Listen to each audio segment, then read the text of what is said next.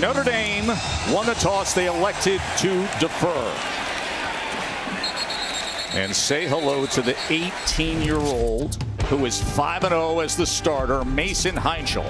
He's got elite arm talent, Joe. He can make NFL throws all over the place. Does it from the pocket, does it under duress. He is a very natural passer of the football and throws from a bunch of really awkward body angles as well. He's going to need all of that arm talent too, because this Notre Dame defense, man, they've got some ball hawks in the secondary.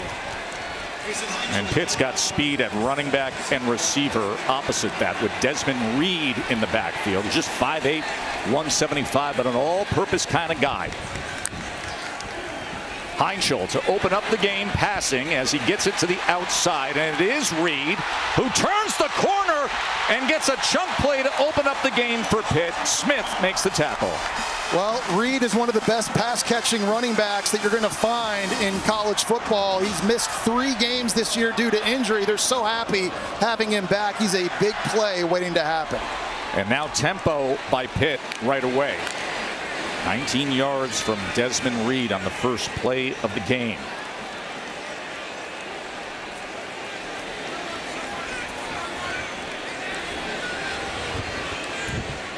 Quick to the line, but then slowing things down is Cade Bell, the young offensive coordinator, and the 18-year-old quarterback get on the same page. Here is Reed. And Reed able to square the shoulders and make his way to the 49. The impact players are brought to you by Fairfield by Marriott. Well, you've already seen Desmond Reed make an impact on the first play of the game. Kenny Johnson, really good route runner, strong after the catch. Drake Bowen is a tackling machine for Notre Dame at linebacker. And then Leonard Moore is as close to a shutdown corner as you'll find in college football.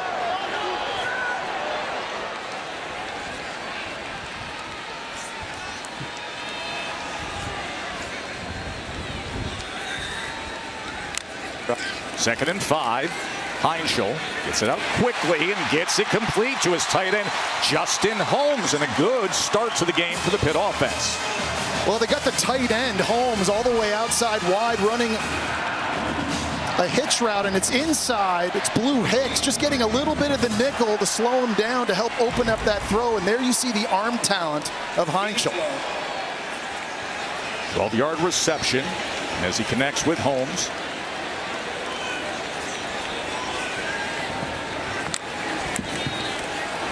Jet motion, play action. Heinschel's going to take a shot downfield, and it's off the fingertips of Poppy Williams.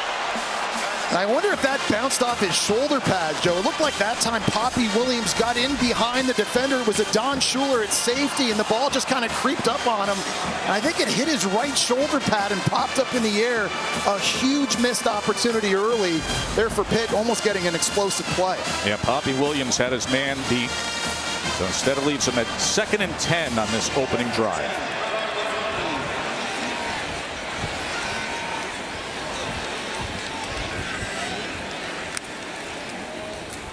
They go inside to Reed, and he's wrapped up right away after just a gain of maybe 1.5 yards. That was Jaden Ausberry on the tackle for the Irish. So this is a big play for the Irish defense here, because you see what they've been able to do since Mason Heinschel took over as starting quarterback. Touchdowns on their opening drive in all 5 games. They've been able to seize momentum.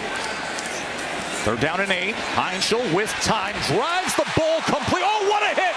Ball comes out at the end after a big hit there, and they are ruling it incomplete as Joshua Burnham went for the loose ball, but Blue Hicks was just blown up that time. It's coming over the middle of the field. It's a Don Schuler that got beat on the throw just a few plays ago.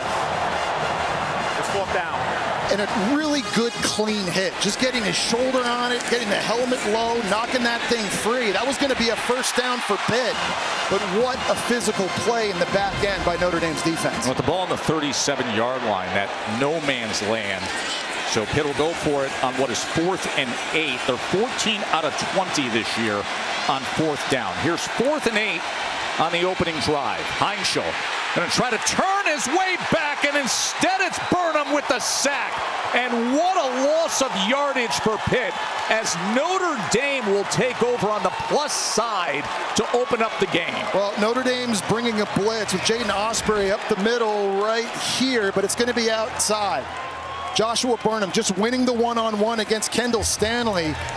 So you get the big play in the secondary, knocking the ball free, forcing the incompletion on third down. You follow that up now with a huge sack. Notre Dame's offense now taking over in great field position. Outstanding 2 plays in a row there by Notre Dame's defense.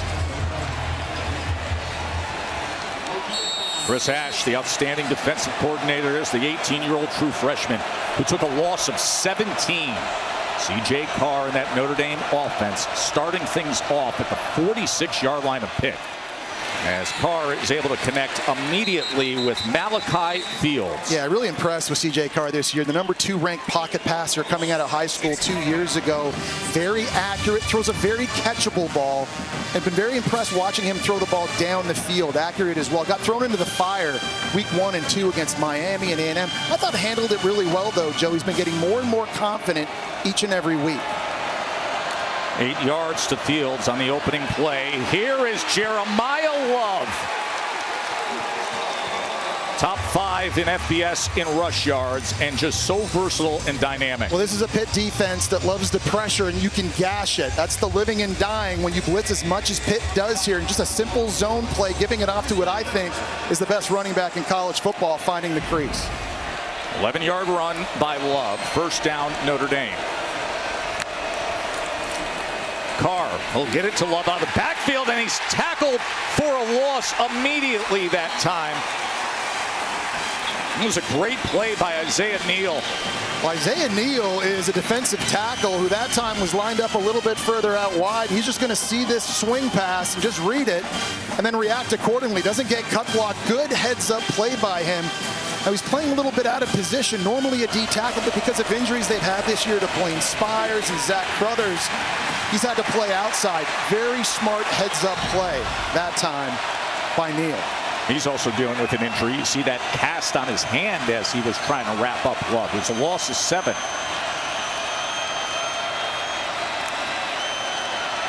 Second and 17. Love again. He's wrapped up as he makes his way inside the 30-yard line. Machine Biles, excellent linebacker with the tackle there. They have a very talented crew of linebackers. Take a look at the impact players. You talked about Love and Price in the open, the best running back duo, I think, in the nation. Kyle Lewis and Machine Biles form what I think is also one of the best linebacking groups in the country for Pitt's defense. So a really good positional matchup in this one, I think, between those two sides. Third down and 10 for the Irish after the turnover on downs. The sack on fourth down by their defense. Now what can their offense offer up? Carr. That was denied that time. It was Rashad Battle getting the best of Malachi Fields, the intended target. Yeah, I think Pitt has a unique matchup at corner with a 6'3" Rashad Battle going up a 6'4" Malachi Fields. A nice job reading the throw, breaking on it, knocking it away clean. That's a nice stop for Pitt's defense after the offense had a couple negative plays to set them up now into field goal range. Well, this has been the big struggle for Notre Dame this year. The place-kicking situation. Eric Schmidt, 0 for 2 on the season, a 46-yard attempt.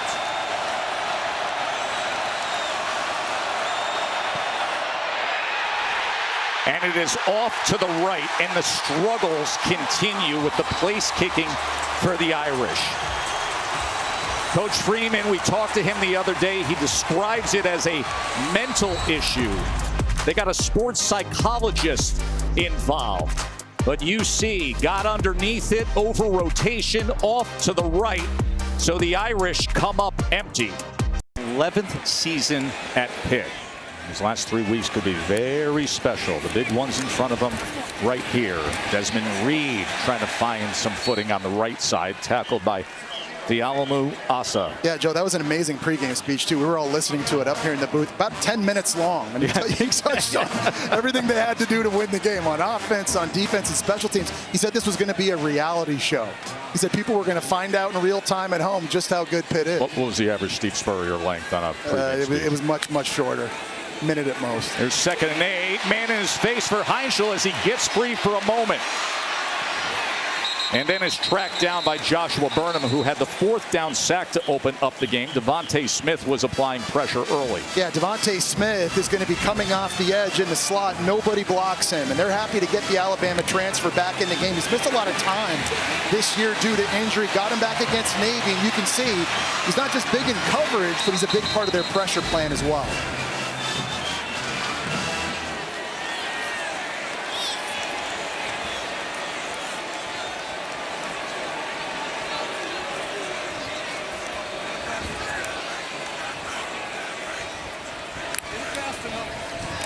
Third and 10. Does have time. And it was nearly intercepted by Christian Gray. It goes incomplete, and Pitt will be punting away. Blue Hicks was again the intended target. That's a really good job by Christian Gray, running stride for stride with Pitt's fastest wide receiver, Blue Hicks, on a crossing route. Christian Gray's been slowed recently because of a hip injury. Actually missed their last 2 games. They're happy to get him back in the lineup, too, because we talked about the ball hawks they have in the back end. Obviously very good in man coverage. Junko on to punt away. Jordan Faison, the return man for the Irish. Takes a Pitt bounce and then is fielded off the bounce, and it was actually a good decision by Faison as he makes the most of it with a decent return for the Irish. So much on the line here in Pittsburgh today. Scoreless early on.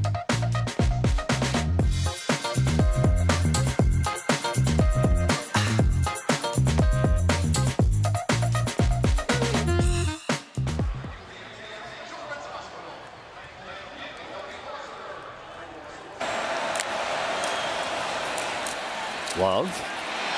Jeremiah Love with a spin. Here he goes. Jeremiah Love.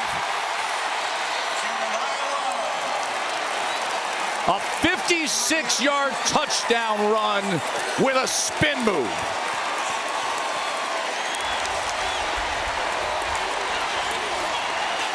Great job blocking up front by Notre Dame's offensive line and tight end. Helps spring Jeremiah Love into the second level, and that's all you're trying to do, because you can make somebody miss and hit the home run. With that run, he just went over 2,500 rushing yards in his career. And you see he leads FBS in touchdowns. And Eric Schmidt has to feel good about hitting an extra point as well. A 56-yard touchdown run. Jeremiah Love over 1,000 rushing yards this season now. Sullivan Absher's going to get this block. The tight end comes along, gets on Lewis, and you're getting one-on-one with the safety Kabir Baines-Marquez, and that's not a great matchup. Jeremiah Love is so freakishly athletic, and he's so explosive. It shows you the circle button here in the second level. Man, it's just poetry in motion, and a big explosive chunk play early for the Irish offense. Katie? Well, guys, Love believes his play as of late is worthy of some Heisman buzz. He said his mindset coming into the last 3 games of the season was to give it all and make some spectacular plays. He said, I need to do something crazy, something more impressive than last week, which was hard to imagine because last week's touchdown run was absolutely unbelievable. But somehow this man seems to deliver on his word time and time again. You know, Katie, we do take requests. We should show that touchdown run from last week, as it is 7-zip Irish after Jeremiah Love ripped off the 56-yard touchdown run. Here's Spann on the return, as he has a nice return for Pitt. Let's show you what happened last week with Jeremiah Love. The incredible 48-yard touchdown run, Jesse. Yeah, it looks like a ho-hum play off to the right-hand side. Little handoff and the gun pistol makes a guy miss. Okay, at this point now he's going down. But he actually never touched the ground. And we talked about the athleticism. You've got to be so careful with Jeremiah Love and literally see him or his knee or his elbow touch the ground. And there's the spin move. There's the balance. There are a lot of offensive coordinators in the NFL hoping they get the opportunity to call plays with that guy lining up in the backfield.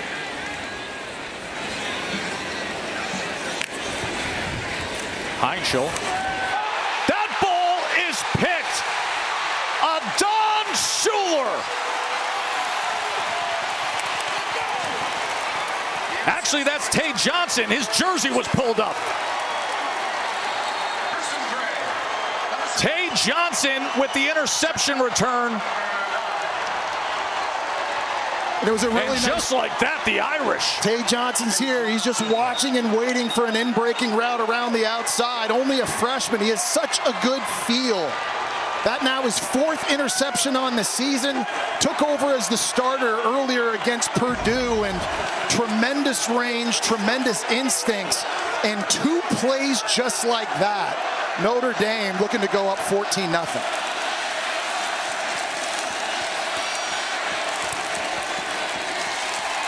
Eric Schmidt adds the extra point, and don't blink, it's 14-zip. Watch this from Tay Johnson. How nice is it to have Leonard Moore at one corner, you got Christian Gray in the other, and then, oh yeah, your safeties can make plays like this. That's not an easy catch, by the way.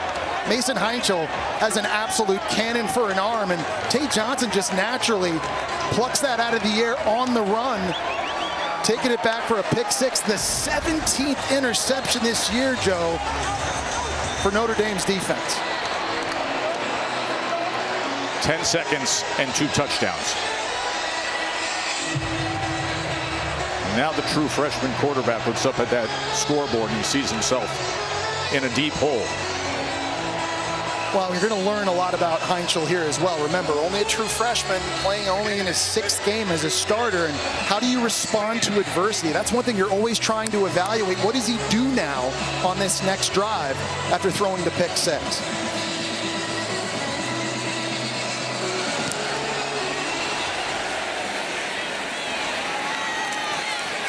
Span's going to take it out from a few yards in his own end zone. And he makes it just beyond the 15. So Jeremiah Love puts on a show. These are the 2 touchdowns, and then it's the defense. Yeah, this is on the counter play with a great job pulling by Absher to help spring him into the 2nd level. And Notre Dame up 7-0. The very first play on the next drive, the pick 6 by Tay Johnson. You know, as you're watching Notre Dame and people talk about it, we're evaluating them. Are they worthy of being a college football playoff team? Part of that is the resume. Part of it is the eye test as well. And you can see they've got playmakers on both sides of the ball. Let's see how the young quarterback responds.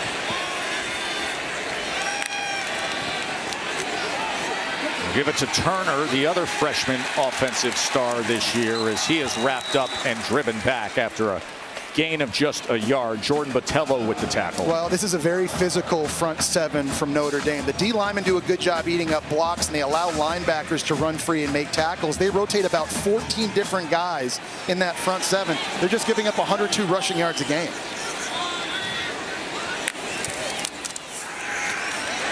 Heinchel, as it's incomplete, as he was trying to connect with Deuce Spann. The 6'4" target was covered by Smith. Really good job by Devontae Smith there, now setting up another 3rd and long situation. And this is a Pittsburgh offense that likes to release their tight ends and running backs out into routes. Notre Dame knows that. It'd be interesting here to see on 3rd and long if they decide to dial up pressure and try to get to Heinchel.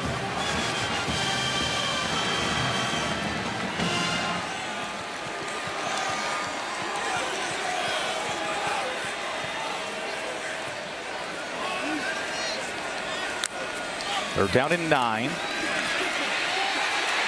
Right up the middle on a delay, and they are able to get to him, and it's a Don Schuler coming from his safety position. Well, when you're blitzing from depth, the D linemen up front and linebackers, they got to clear space, and you're going to get that here. One guy going this way, one guy going this way, and then the delay blitz gets home. This is perfectly executed and orchestrated by Chris Ash, the defensive coordinator. Nice patience that time by Schuler, not giving it away, coming from depth. And there's the pressure we thought might happen on 3rd down. 2nd 3 and out for Pitt. Faison driven back by Junko's punt to the 36. But he's able to turn the corner on the outside and cross midfield. Quick strike attack by the Irish. They did it on offense. They did it on defense. Notre Dame is hunting down a college football playoff spot. 14-zip on the road.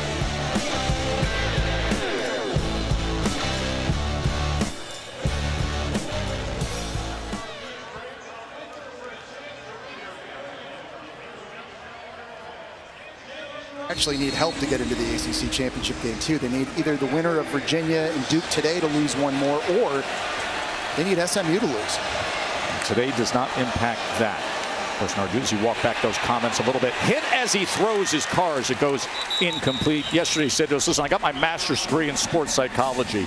No game that's a must. Then today on College Game Day, walked it back even further, said it is about today. Here's Taman Lynam coming on a corner blitz. You don't see a lot of this from Pitt's defense. Normally it's linebackers that are blitzing. That time you caught tight end Ty Washington, the transfer from Arkansas, just sleeping a little bit.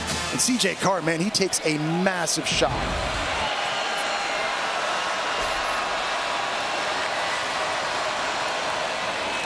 Quickly getting it into space. It's Will Pauling who goes ahead for maybe a yard. And you just saw that graphic. Pitt blitzes 40% of the time. That's their D coordinator, Randy Bates. They do it more than any team in the ACC. Normally it's linebackers. Normally it's 5- and 6-man pressures, but every single week with D linemen stunting and twisting, linebackers shooting gaps, they just overwhelm offensive linemen, and they're averaging 8 tackles for loss a game. 5th best in the nation. See what they offer up on 3rd and 9.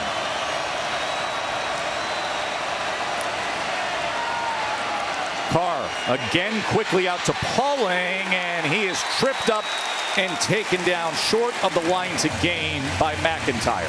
Well, that time they show blitz, and they end up backing out of it. So Notre Dame's throwing a quick screen to the outside, thinking the pressure's coming. It was a nice play call by Bates defensively that time. And how about the hit by the captain, Javon McIntyre, just sending the Wisconsin transfer Pauling up and over.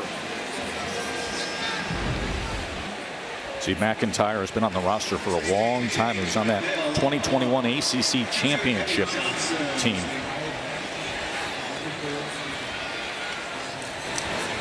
Rendell on to punt away. Fair catch at about the 7-yard line. Let's look at who's bringing the heat, brought to you by Sonic. We talked about Mason Heinchel's arm talent, making NFL-type throws. They show up all over the place on film. Here's 3rd and 13 against NC State, a classic dig concept with a clear out in the slot. There's going to be a window that he's got to throw this ball into between 6 defenders, and it's an absolute laser. They get it converted. Here against Stanford, glance backside. You got to beat a safety who starts in the box, buzzing back to the middle of the field with the throw. Is just perfect for a score. But we talked about the awkward body throws too. 3rd and 14, Florida State makes the edge rusher miss. Watch this. I don't know how you coach that. I don't know what you call this, but somehow he gets it out of his hand accurately into the end zone for a touchdown.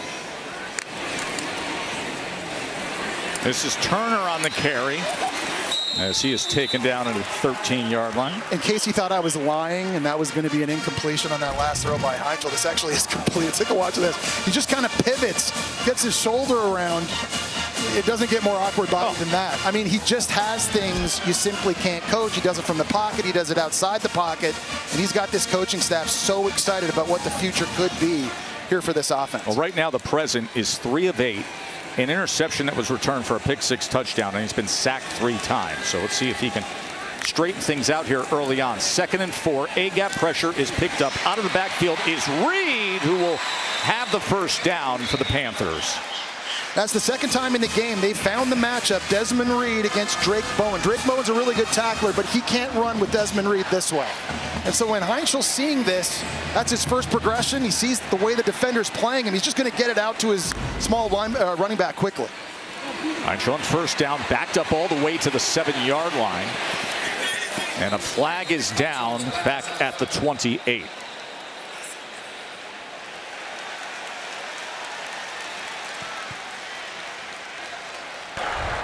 Holding. Defense number 0. 10-yard penalty. Automatic first down. That's Devontae Smith, the Alabama transfer, who's made a few good plays here early in this game. That time on the holding penalty now sets Pitt up in first down.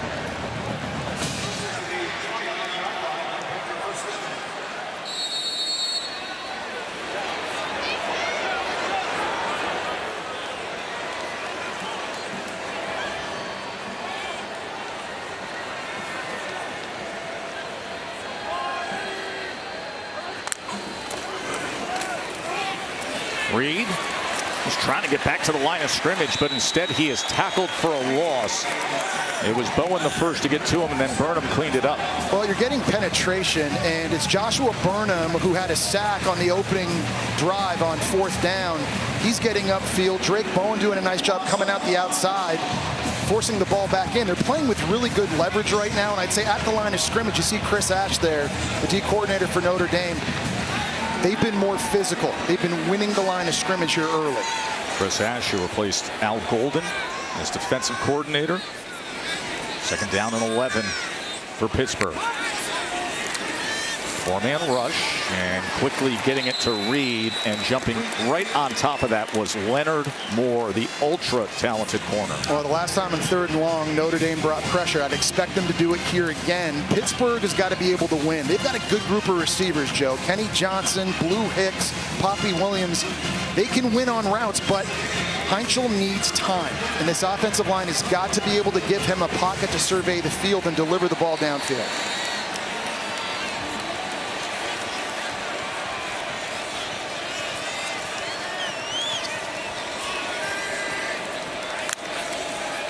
Third and 11.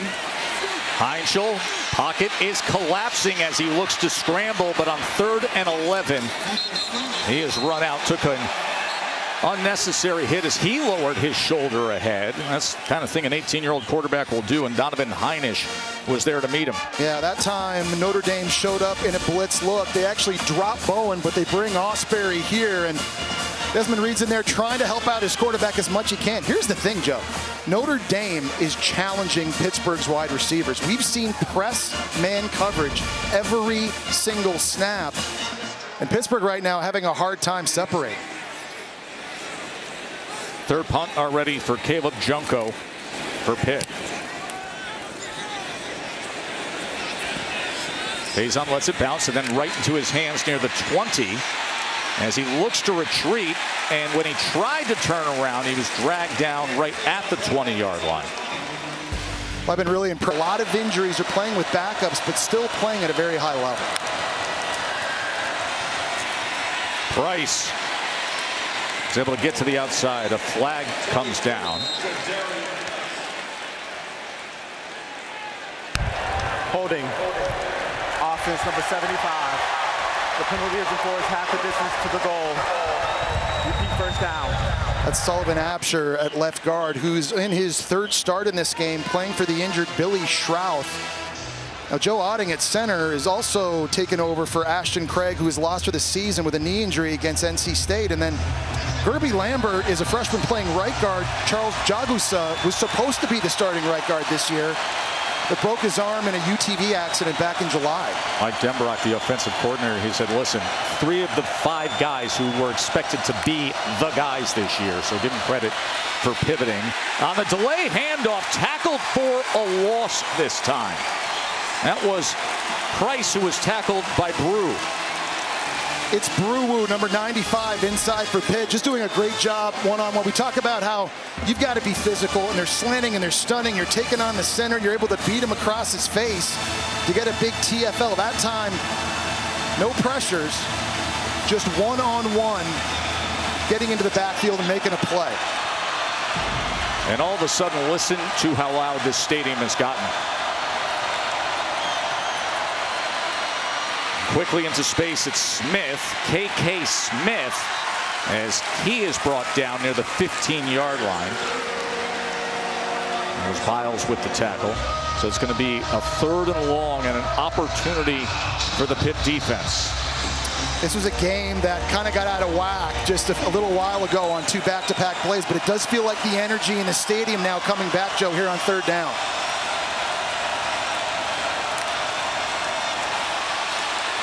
Flag obviously down, and Carr will take a shot with it. Wow, what an effort by Fields. Malachi Fields with a sensational grab. And what a heads-up play by C.J. Carr, because he knew he had a free one. Defense number 0. The penalty is declined. The play results in a 1st down. Braylon Lovelace goes offside. C.J. Carr's like, well, 26 sack yards. Start of the 2nd quarter. Notre Dame's C.J. Carr with time. That is intercepted. It's Baines Marquez on the return. Pitt's defense comes up big. Caver, Baines Marquez weaving his way as he settles in at the 12-yard line, and that is just what the Panthers need.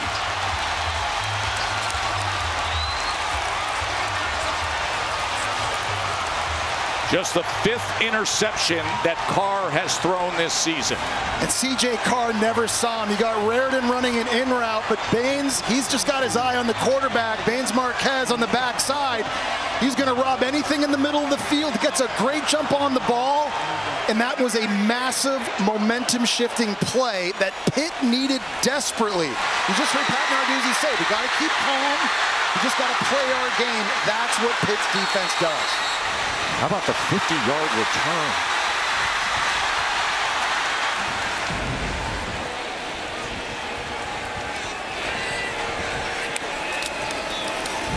Heichel's going to keep it himself as the 18-year-old freshman quarterback who came in 5-0 as the starter takes it inside the 10. And Joe, this quarterback, Heichel, he's got to be smart now in this area of the field. Pitt has turned the ball over 8 times in the red zone this season. 3 of those happened against Stanford, and all 3 of them were on Heichel. So yes, you just got the pick. You want to score a touchdown. You want to get as many points back as you can. You have to be smart and not be careless with the ball. See, they can get a first down at the 2-yard line. 2nd and 4. Heichel, as he couldn't connect with Poppy Williams. Well, Poppy Williams is the guy they like to go to when they get down here in the red zone. Now, oftentimes it's double moves like what you saw right there. And they can line them up in different spots, try to find the best matchup for them. But without question, in the passing game, number 5 has been the go-to guy in this area of the field, now lined up to the slot over on the left side of the formation. They're 0 for 4 on 3rd down today. Now, their average 3rd down's been 9.5 yards. This is obviously inside the 10 with 4 yards to go. Flag is down. Heichel scrambling. And then he burns it.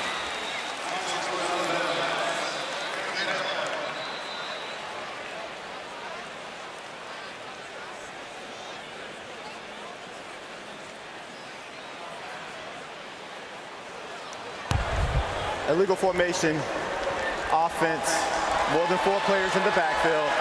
That penalty is declined. It's 4th down. Yeah, and Pat Narduzzi's looking around like what happened there, but it is true. They had a slot receiver off the ball here. He's off the ball. That's 4 right there, and that is illegal. Little things that'll drive a coach crazy. And you see Sam Carpenter coming onto the field, the kicker. Now, Trey Butkowski is the true freshman starting kicker. He's been sensational, 19 of 21, but he got sick on Thursday. So Carpenter got the nod, found out that he would make the start. He's 2 for 2 on PATs in his career as he comes in for the slightly off-angle 24-yard attempt. And he puts it through. So Sam Carpenter pressed into duty as he gets Pitt on the field. What a play by Pitt.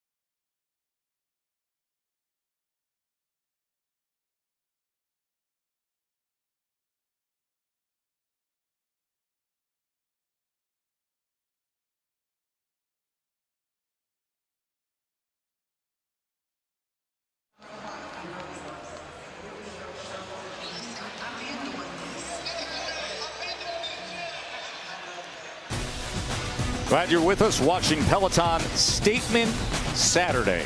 What a statement the Irish have been making after that 0-2 start to the season. Winners of 7 straight games, a 14-3 lead here at Pittsburgh. And hell, Pittsburgh scoreless in that first quarter. Just the second time anybody's done that to Pitt this year. West Virginia did it all the way back on September 13th. A game that went to overtime that the Mountaineers were able to take. Let's go to the studio and say hello to Kevin.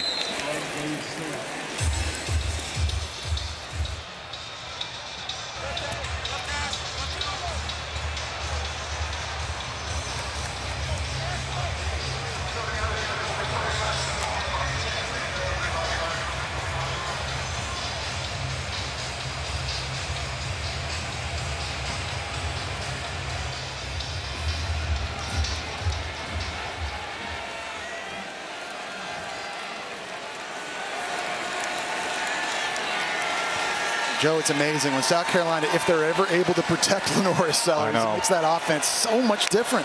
And he's so greatly gifted.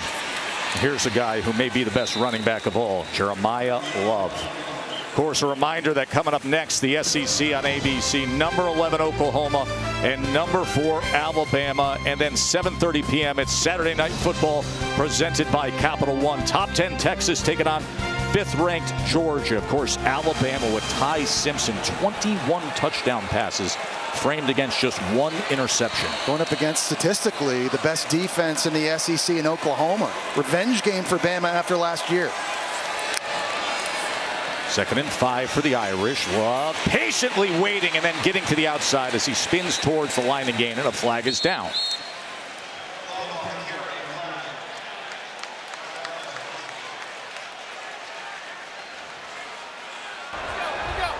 Holding. Offense number 76.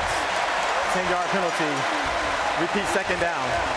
Well, it's Gerby Lambert, starting right guard, who gets called for the holding penalty that time there. And you'd mentioned it, Joe. You were talking about the patience of Jeremiah Love. I think what makes him so unique is the versatility. He's so talented running the football, but he's very unique also catching it, and he can block. He's legitimately a 3-down back that can play every single play. He's also really tough. 27 straight starts. I think those 2 things give him so much value, and that's why I think he'll be the only running back taken in the first round of the next NFL draft. Well, ESPN draft boards have him as the 2nd best overall player in the 2026 NFL draft. 2nd and 15. Carr with time downfield, and he gets it complete. A pitch and catch to his big tight end, Eli Raridan. And this is a really nice throw, firm with an arc, and it's pretty aggressive by C.J. Carr because he's going after the guy in Baines Marquez who just picked him off. He's got to throw this up and over top of him in zone coverage. Takes his steps, throws it out on time, and look at the touch on that throw. Not everything is going to be at 110-mile-an-hour fastball. You've got to be able to, as Norv Turner used to tell me, go firm with an arc. Really nice touch throw that time. When you define catchable, that's a really great example of it right there. Pre-snap penalty. Prior to the snap, false start. Offense number 54. 5-yard penalty. It's still 1st down. And it's amazing. They ask a lot of him too, Joe, C.J. Carr, to throw the football deep down the field. Leads the nation, averaging 10 yards per attempt. And you go back and watch their very first game at Miami. In the first half, they had the training wheels on. Lots of wide receiver screens. Hey, let's not just put the game in his hands. Let's let him manage it. But from the second half of that game on, they've been letting him take shots. After the penalty, again, it's Raridan. Raridan gets past the first would-be tackler, and then that 6'7" frame right down the sideline. Well, it's a nice play design by offensive coordinator Mike Denbrock, because the fake to Love in the backfield is going to freeze Kyle Lewis at linebacker right here, and that allows Raridan to beat him outside. Good play design, and a 6'7" tight end, as you mentioned, Joe, so athletic. And he's averaging 17 yards a catch. That's 3rd most of any tight end in the country. He's playing in his 38th game for Notre Dame today. Tore his ACL as a freshman. I mentioned Mike Denbrock and the growth of this offense with the first-year starter in C.J. Carr. Downfield, the flag comes down. We will check on that. It's all the way back at the 36-yard line. It's going to be Rasheem Biles getting a hold on Eli Raridan. He got beat on a corner route and did the smart thing. He knew he was going to get run right by. Pass interference, defense. The ball is placed at the spot of the foul. Automatic first down. So here's Biles right here, and Raridan's running this route up the field. Watch, he's got his eyes in the backfield. And right there, he knows, oh, I'm beat. And I just got to reach out and try to grab him and stop his momentum. If Raridan had a full head of steam, he runs under that, he might have scored. First Pitt penalty of the day.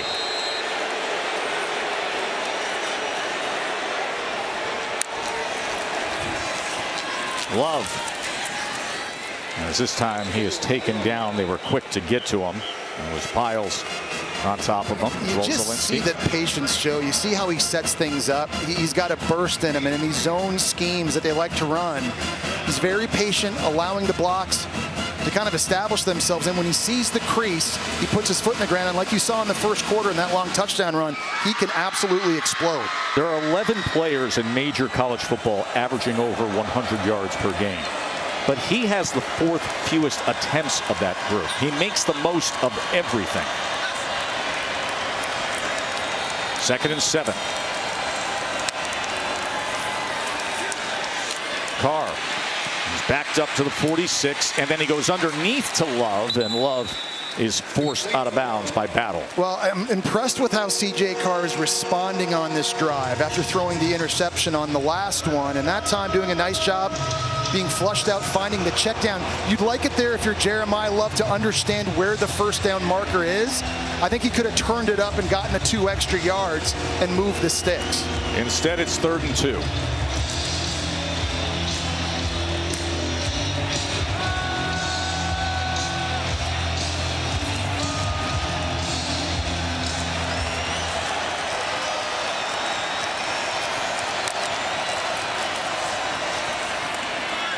Here's Raridan, and it's a first down Irish. They run a really good play that time right into the blitz by Pittsburgh, and I don't think Pitt exactly knew what to do at the linebacker level because they're seeing runs, so everybody's hitting this. And then you're going to see after the fake, whoa, oh, it's a throw, and it's too late. It's way too hard for Isaiah Neal, a defensive end, to get back out in the flat and stop Raridan. Rasheem Biles, Pitt linebackers trying to find the answer against Notre Dame in the midst of a 6-play, 49-yard drive. This time after a gain of just a couple of yards. Whittington and that front able to surround him. It's a Pitt defense that's built to stop the run. Schematically, they play with 3 linebackers on the field. Their base coverage is called quarters coverage. So the safeties are closer to the line of scrimmage. And when they see run, they trigger downhill and make tackles. So a bit of a schematic advantage in the run defense from a size standpoint, but also from a number standpoint. They're giving up just 80 rushing yards a game. That's 3rd best in the country. Randy Bates, 8 years here at Pitt after all that time at Northwestern with Coach Fitzgerald. 2nd and 8. Carr again, his reliable tight end Raridan, who breaks free. They didn't wrap him. And I don't think he stepped out of bounds short of the first down marker. They're going to have to take a look at this again. That was really close. Watch his feet here. McIntyre trying to make the tackle. Doesn't go down right away. I don't think his right foot went out there. Oh, maybe it was right there. It was the left foot. But where was he in relation to the first down marker? They've moved the sticks. It is a first down. It is a 9-yard reception by Raridan.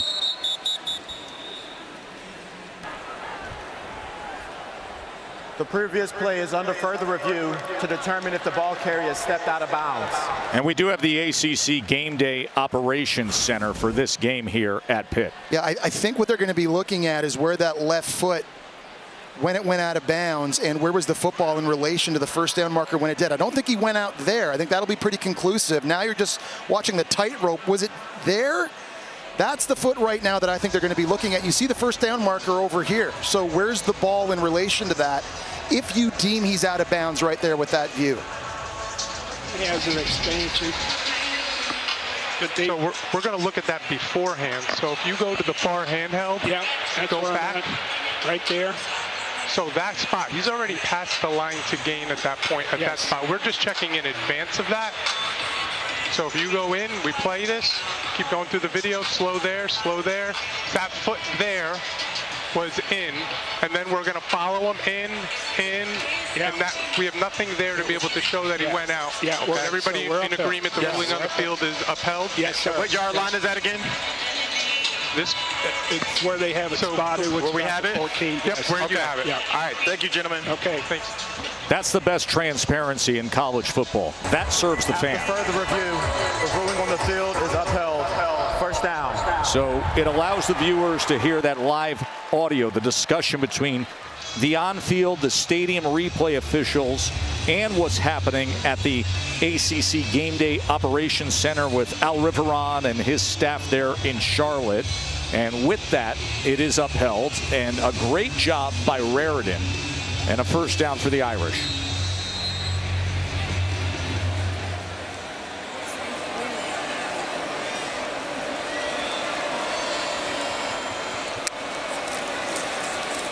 Love, as he goes ahead to the 12-yard line, battle with the tackle. This is a really big moment, I think, for Pitt's defense in this game situationally. Down 14-3, you don't want it to be 21-3. You've got to make a stand here in the red zone. And remember, Notre Dame's got a lot of kicking problems right now. Their starting kicker's injured. They've been missing a bunch of kicks these last couple games. Nothing is guaranteed, even at this yardage distance right now.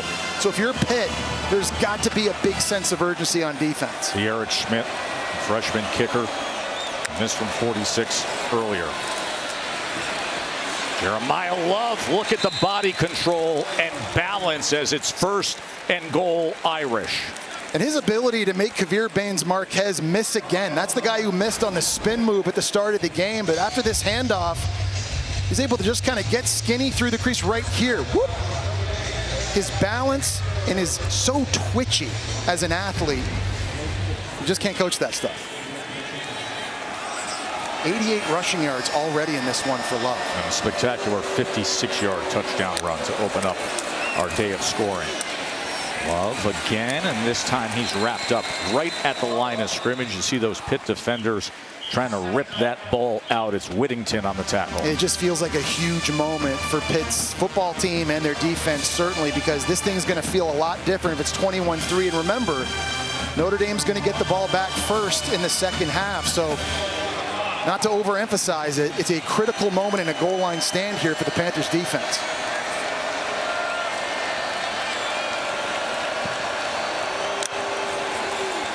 Second and goal. Carr. He's going to throw it away. He was looking for Raritan.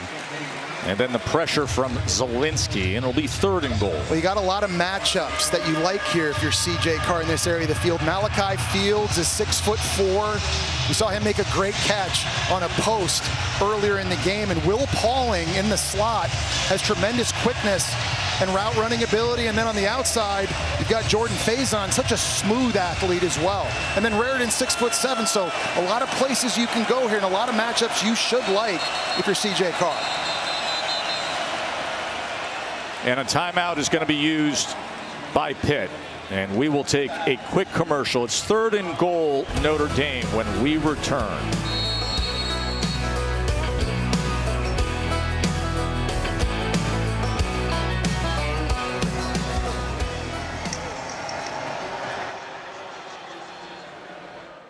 The drive coming up for Notre Dame, and it's a third and goal for the Irish. It's been a really nice answer for Notre Dame. After the interception by C.J. Carr, they bounced back, hitting a couple big throws.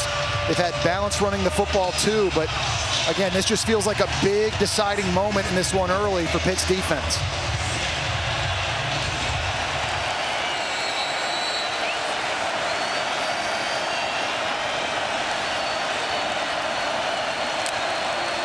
3rd and goal. Carr gets it up quickly to his tight end who reaches for the pylon. Raritan made the extra effort, and it'll be 4th down just short of the goal line. Oh, it's a good effort by Kavir Baines-Marquez out on a much bigger tight end, just trying to knock him out of bounds before the ball can get across. He actually gets his right hand on the ball and almost pushes it out of bounds before it gets to the pylon. If that football had hit the pylon, that would have been a touchdown. We got 4th down, and Marcus Freeman has decided to go for it. They're 45% on the season on 4th down. Runner being out of bounds prior to crossing the goal line is under further review. Now that ACC Game Day Operations Center will clue us in. Well, and it's a great effort again by Baines-Marquez. He just kind of knocks his arms with his right hand, which puts the football out. I thought this was going to touch the pylon and be a touchdown. Really nice individual effort. Now setting up 4th down if this call is upheld. Just shielding, getting the shoulder involved, getting that right arm involved. What 2 really big plays, by the way, yes, by the senior safety, Baines-Marquez. Obviously the interception earlier in the quarter, and that effort right there is huge. Had that 50-yard return that set up the field goal for Pitt. So let's listen into the ACC Game Day Operations Center. Be in agreement that Yes, we we will are. not get Goal the line extended here. Yeah. He does get goal line extended. He does not get goal line extended. He did not touch the pylon. So we uphold, right? So the ruling on the field is upheld. All right, thank you guys. Right. You're welcome. Thank you. Yeah. Pretty simple when you let us listen in, isn't it? No After question. further review, the ruling on the field is upheld. It's 4th down. Every conference should do that. So now we got 4th, and we saw Marcus Freeman keep his offense on the field. That is absolutely the right call if you're Notre Dame. With Jeremiah Love or Jadarian Price in your O-line to try and go get this. But remember, your defense is dominating if you're Notre Dame. Pitt only has 33 yards of offense, so even if you don't get it, you're going to have to force them to drive the field. This is absolutely the right decision, I think, by Freeman. No doubt about it. Now all you have to do is deliver on it. Jeremiah Love will be the featured back. Big bodies up front for the Irish on 4th and goal. Freeman wants the timeout. And he gets it. So Marcus Freeman takes a timeout. 5.5 until halftime and a 4th and goal when we return.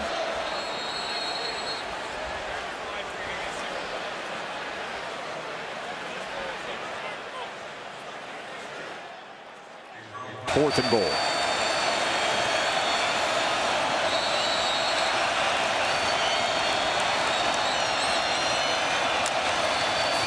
Carr's going to pass on 4th down. And it's incomplete. He was looking for Raritan, covered by McIntyre. Well, they're trying to roll out C.J. Carr to get Raritan. He's been their biggest target in the pass game so far, but really good coverage by McIntyre this time, one-on-one, just mirroring him and following me. They try to get the rub, and a really nice heads-up play that time by McIntyre to run underneath it and to feel it. Good, clean play just over the outstretched arms of Raritan. And I think there's a lot of people that are going to question the play call, knowing that you got Jeremiah Love in the backfield and did not decide to hand that thing off. But there's no questioning what you mentioned in terms of the strategy. This Pitt offense now that takes over at the 1 has -4 yards rushing and only 33 total yards of offense. And Johnson gets it out to the 4-yard line where he's tackled by Smith. But I think they need to do a little bit more of that, Pittsburgh offensively, is just get the ball out of Heinzel's hands quicker now. They've been trying to attack vertically down the field. They know they're seeing a lot of man-to-man coverage from Notre Dame, but the pressure's been getting after Heinzel. They've got to find a way to just get it out of his hands quickly into the hands of playmakers and let them work in space.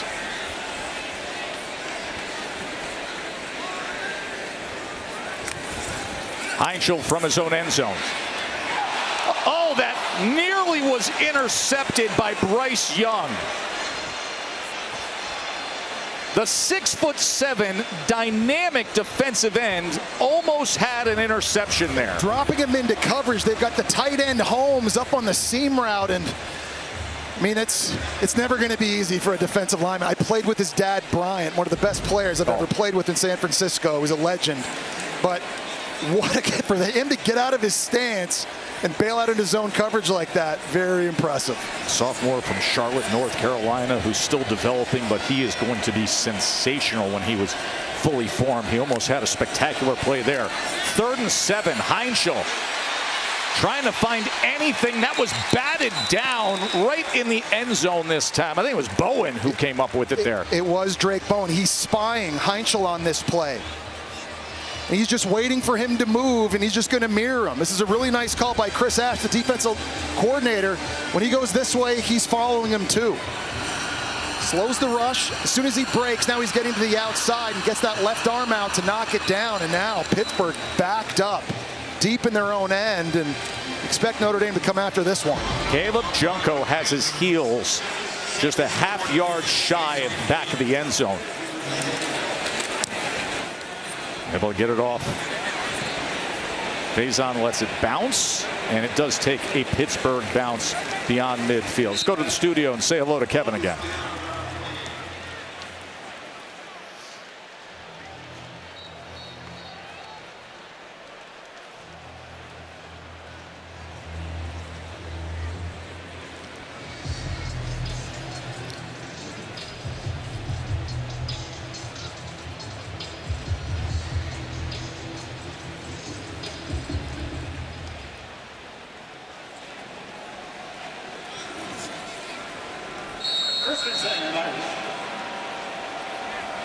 Look forward to that.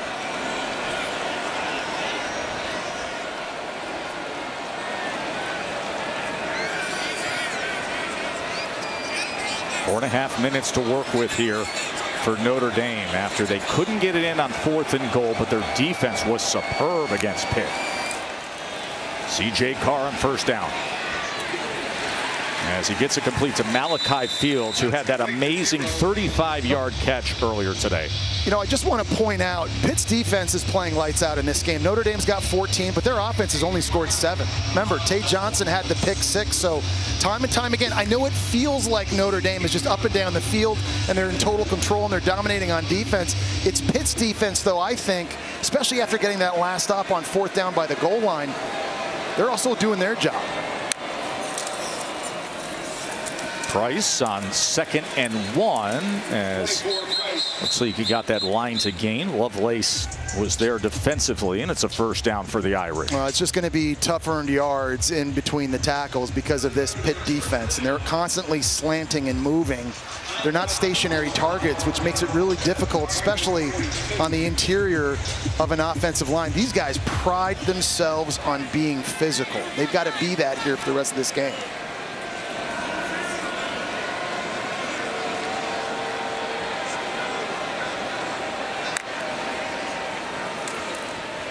Carr under pressure as he was throwing the ball.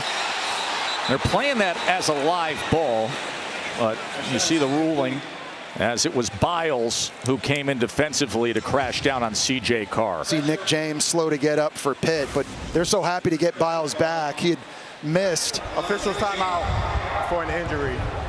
Missed 3 games, and with his versatility, not just stopping the run, but pass rushing as well, makes this defense so much better, especially in the 2nd level. Well, Nick James down on the field. He was out a couple games earlier this year with an injury. A reminder that tomorrow on Sunday NFL Countdown comes to an end. Of course, we're moments away from halftime here, and Kevin Booger will get us up to speed as to what's going on at Texas A&M, where South Carolina is up big on the undefeated Aggies.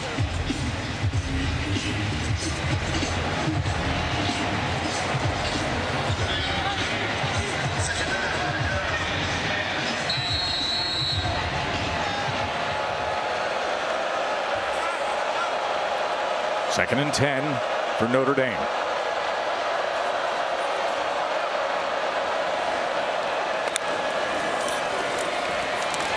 Here's Price.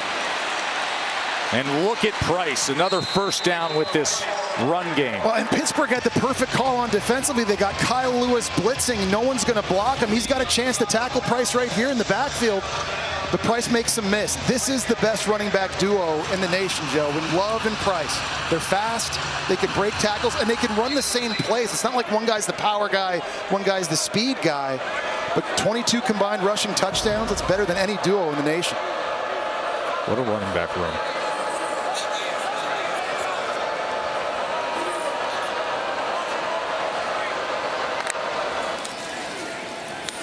Back to it here after the 13-yard run. This time he works his way down to the 25, tackled by Zielinski. Well, and one thing Pittsburgh's defense has been doing the last couple of weeks is they've been giving up a lot of big plays. First 7 games of the year, they were averaging just 5 a game. The last 2, though, it's been 9 a game. And they're willing to live with that. When you blitz as much as they do, there is risk reward. You're going to give up some big ones, but they also know they're going to get negative plays. It's that fine balance in this one with Notre Dame.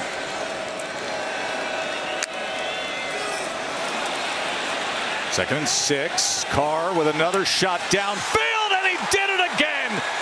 Malachi Fields going up top.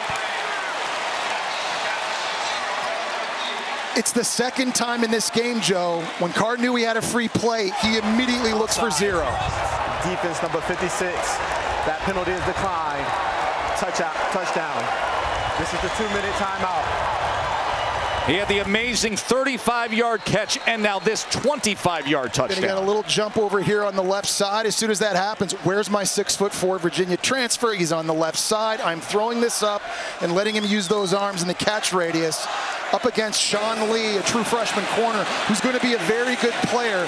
That's a very difficult size matchup for him, though, only at 5'10". Malachi Fields. He has a catch in 37 straight games. That's top 4 in the country. And he has 2 highlights today that are just incredible.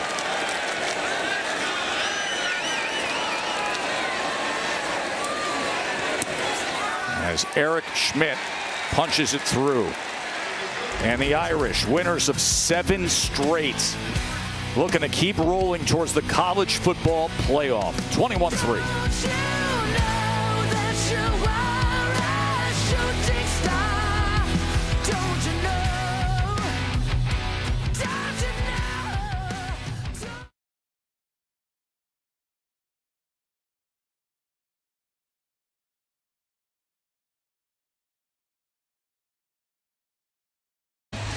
And that's showing up in this game. We've seen 2 incredible examples of that here early in the first half. Remember, they had that long drive that got stopped on the goal line, a 4th and goal. It was a 14-play drive, and then they come back with the quick streak of a 2-minute and 40-second drive to get the touchdown there.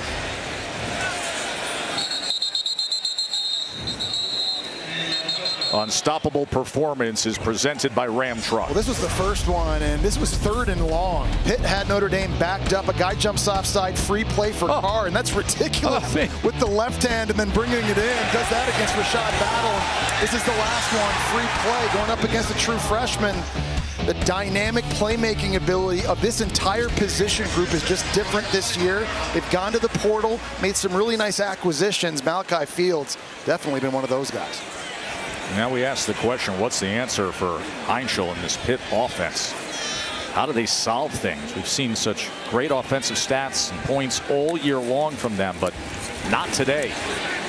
Shallow cross underneath is Reed, and Reed in space darts out for the first down. Well, that's a good idea. Getting it out of his hands quickly into these weapons that are dangerous after the catch. They've got to find a way to score points here on this drive, Joe. Remember, Notre Dame won the toss. They deferred. Notre Dame's going to receive in the second half. So Pitt has to find a way to get back on the scoreboard here.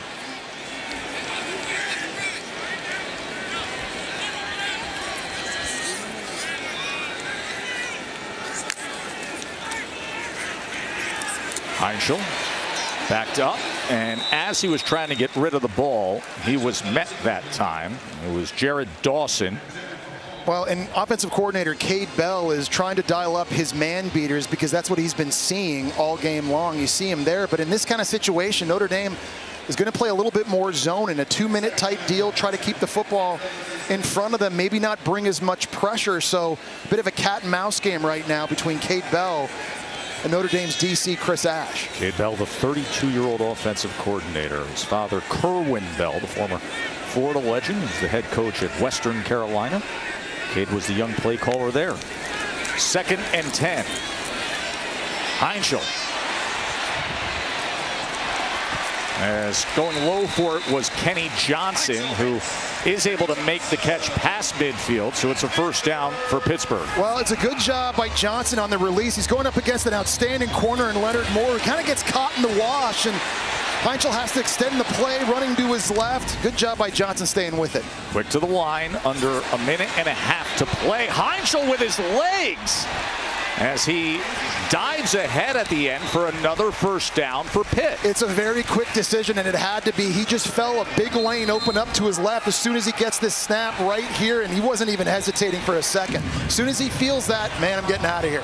He's a much better athlete than I think people give him credit for. He's been doing stuff like this all season long, and now he's got Pitt close to field goal range. And Jared Dawson, at the end of this play, you'll see Notre Dame's defensive tackle coming to the frame, and he is still down as the medical team is tending to him. Well, that's big news for Notre Dame because they've had a lot of injuries at that position this season. The starter at the start of the year, Gabriel Rubio, was out with a left elbow injury. They lost Donovan Heinisch for a few games too. A couple of weeks ago, they were down to a 3-man rotation. Jared Dawson was a big part of that. They absolutely need him to stay in the game. And Dawson's a guy who, when we talked to Chris Ash, the defensive coordinator, said he's the guy really starting to shine in recent weeks. So he's able to walk off the field. It leaves it with a minute 21 until halftime, and Pitt desperate to score on this drive. First down.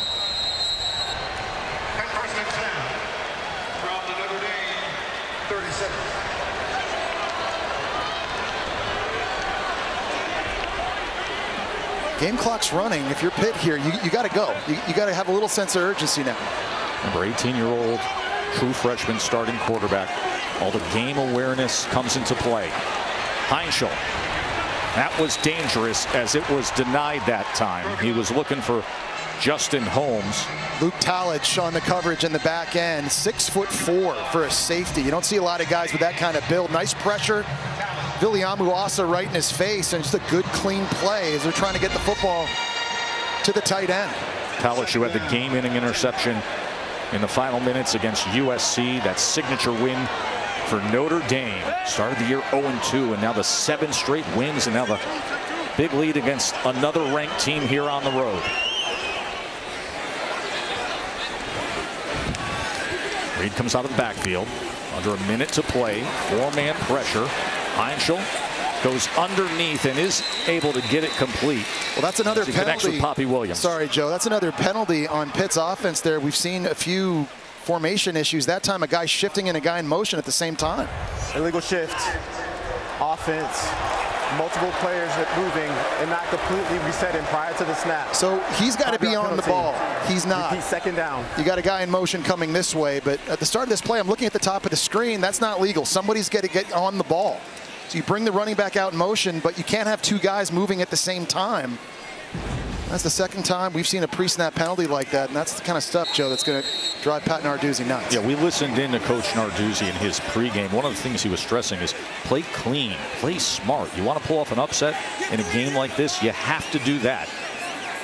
Game clock counting down, 2nd and 15. Coming up on half a minute to play here. That was batted down at the line of scrimmage that time by Bryce Young, playing a factor again at 6'7". They should start playing him at DB. He already has 2 pass breakups in this game. I mean, I saw his dad do a bunch of crazy stuff at San Francisco. Nothing like that. That one just doinks off his helmet. But he started that play all the way to the right side of the formation, looped around. Didn't even need his hands there. No, just get the big old helmet out in front of that thing. He's got the receiver face mask, though. Exactly. It's intimidating when you're over 270 pounds, isn't it? 3rd down and 15 coming up for Pitt.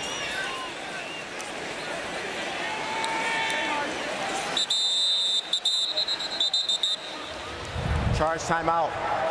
Pitt. And a timeout is used.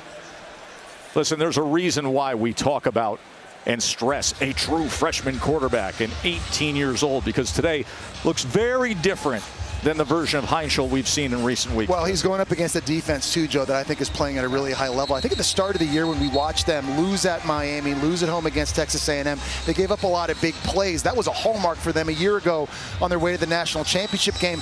They stayed patient. Marcus Freeman got more involved as a head coach with the scheme, and you've seen every week these young players stepping up, making plays, playing with more confidence. They have a lot of underclassmen on that side of the ball, but they're playing at an entirely different level now than they were in week 1 and week 2. And that has been noticed by the College Football Playoff Selection Committee. Number 9 in the country right now on this win streak. 3rd down and 15. Heinschel trying to find anything he can here as he has to go underneath to his tight end Overman. And you got to call a timeout if you're Notre Dame here, I think. No, they could manage these final seconds here. Pitt can as well. Because you're going to want to set up 4th and maybe get an opportunity, the ball back, potentially to steal a few more points before halftime.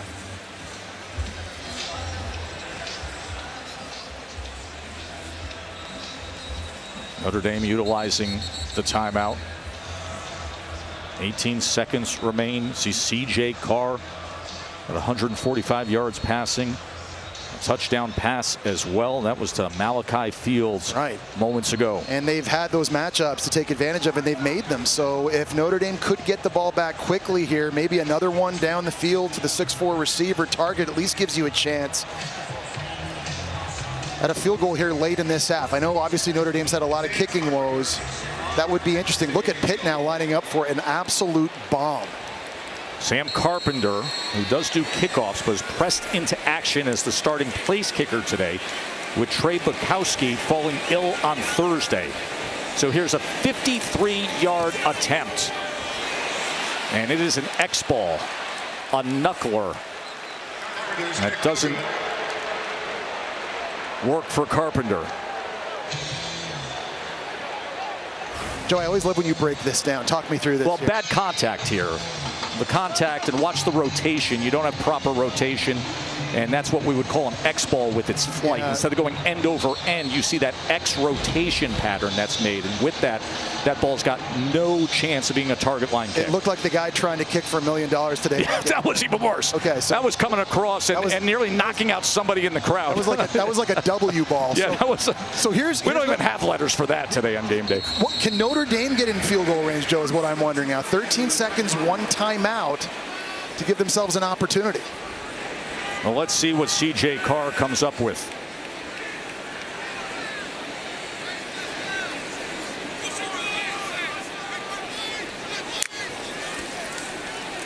Can they manage these final seconds? Oh, that was dangerous. And fortunately for Notre Dame, he held onto the ball as Jimmy Scott and Rasheem Biles. Coverage, lights out. Notre Dame gets the ball to start this second half. Price on the return. Darian Price able to keep his footing. And going Earl Campbell style, dragging the sled that time as the kicker Sam Carpenter was taken for a ride. Explosive play on special teams. He'll need a new t-shirt. There have been a lot of explosive plays in this first half by the offense. Jeremiah Love here putting a spin session on with Kavir Baines-Marquez. That ends up being a long 56-yard touchdown run. Nice throw, too, by C.J. Carr here on the seam route to Eli Raridan. And we saw 2 cases where Pitt goes offside, Carr finds his big target, Malachi Fields, a transfer from Virginia, to climb the ladder and make a play. We've seen this all year from Notre Dame, explosives, and that has to continue in the second half. As Love takes it ahead. You ever see the speed training where they hook up the parachute to the back of a guy and work on those legs? Here it is. Yeah, I used to try doing that, and it didn't quite look like number 24. Talk about holding on for dear life. You're going to need 2 manicures after that, and Price is going to need a new T-shirt because that thing is now a quintuple XL.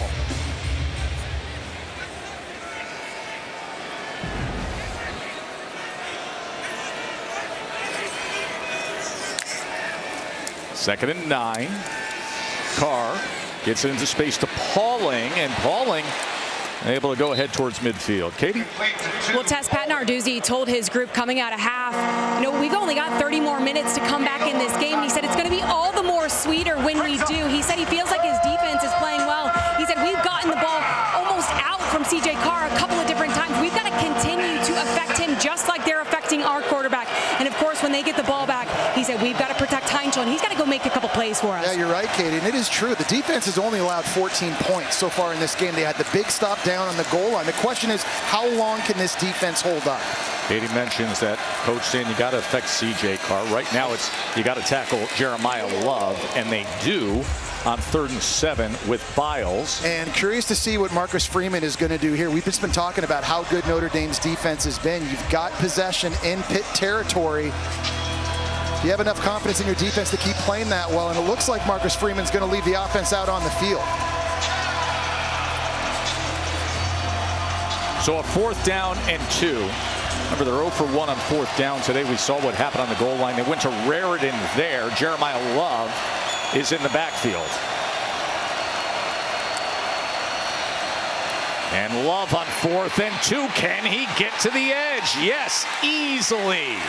When you have Jeremiah Love, it solves a lot of problems. Man, it's the second time Kyle Lewis, maybe the best defensive player for Pittsburgh, has had a chance to make a tackle in the backfield right here, and he's unable to do it. First, it was Jadarian Price making a miss. This time it's Love, and that's just explosiveness and speed and the ability to accelerate away from 2 defenders, picking up that 1st down.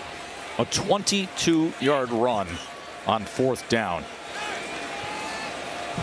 5th time this season that Love has been over 100 yards. As now the other half of that most dynamic running back duo, Price, takes it ahead. And I like the play calling by Mike Denbrock here, because your quarterback has been sacked 3 times in the first half. So you got to protect him a little bit. You can do that by moving the pocket, and we saw that earlier on this drive on a bootleg throw, but you can also do that running it. And when you've got the best duo in the nation, and it's hard to not just want to turn around and hand it off. There's Mike Denbrock. Came over from LSU. Prior to that, he was the offensive coordinator at Cincinnati, where they made the college football playoff. 2nd and 4. Carr. And it's incomplete. Trying to get it to Faison. Braylon Lovelace doing a nice job there in tackle at linebacker, and just seeing the check down throw and breaking on it. He's trying to get subbed out here. He's tapping his helmet. A little bit slow getting up. Now a big 3rd down here in the red zone for Notre Dame. 3rd down and 4. There's an all-out blitz look here by Pittsburgh. Everybody on the line of scrimmage.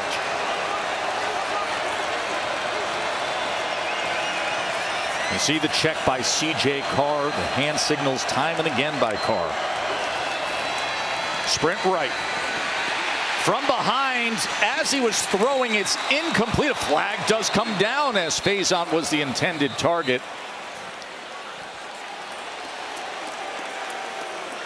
And it was Biles running in on C.J. Carr. Holding. Defense number 8. The penalty is enforced. Half the distance to the goal. Automatic 1st down. It's the corner Lynham. Yeah, it's Tamon Lynham in the back end, and that was the perfect call defensively. They showed blitz. C.J. Carr audibled here to this flat route by Faison, and you see right there, there's the hold on Will Pauling. And that was a chance for Pitt's defense to get off the field, but we've seen a couple of jumps and offsides that C.J. Carr's been able to take advantage of. We saw one early on 3rd down. That's a big penalty there on 3rd down as well. It's 1st and goal, Irish. Love trying to find an opening before he's wrapped up by Lovelace. You know, the zone scheme, I think, is a good one running the ball against this defense, particularly because you got so many D linemen slanting. You got linebackers shooting the gaps. There's just so much movement. But the offensive line in a zone scheme, they play on the same tracks, and they work double teams together, and I think it's a nice way to handle all of that up front. It meshes well, and as we've seen already with this offense, you can crease these blitzes and get big plays.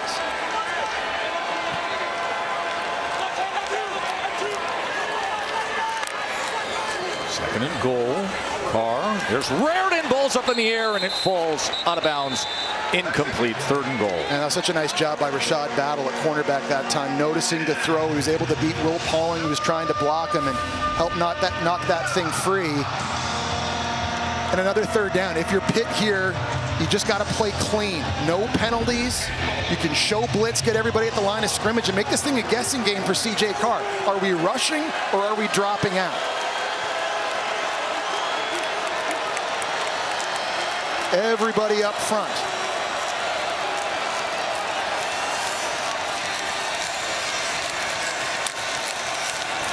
Third and goal.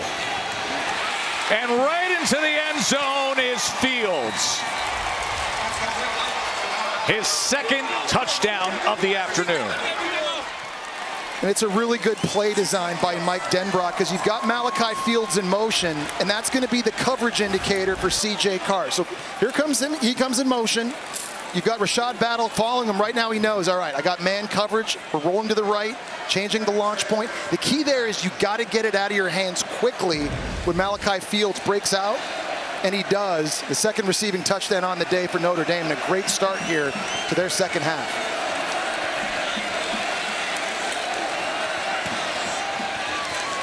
And more confidence building simply to hit the extra point for Schmidt. 28-3. Well, this time 4th down didn't really matter when you got the best in the biz moving the chains. Jeremiah Love.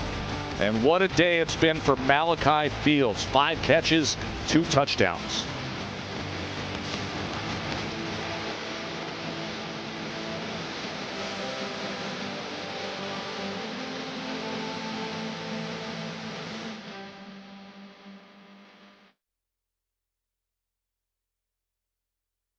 Going out. You know what, Jesse, we were talking about it this morning over some Spro, man. It is incredible. So Notre Dame, everybody wants.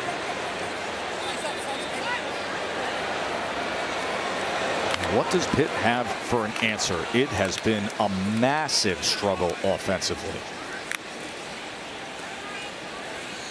Desmond Reed takes it ahead to the 30.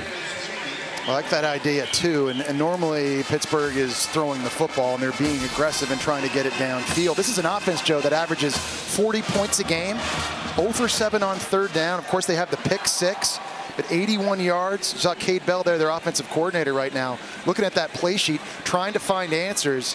Someone's got to beat man coverage here on this play.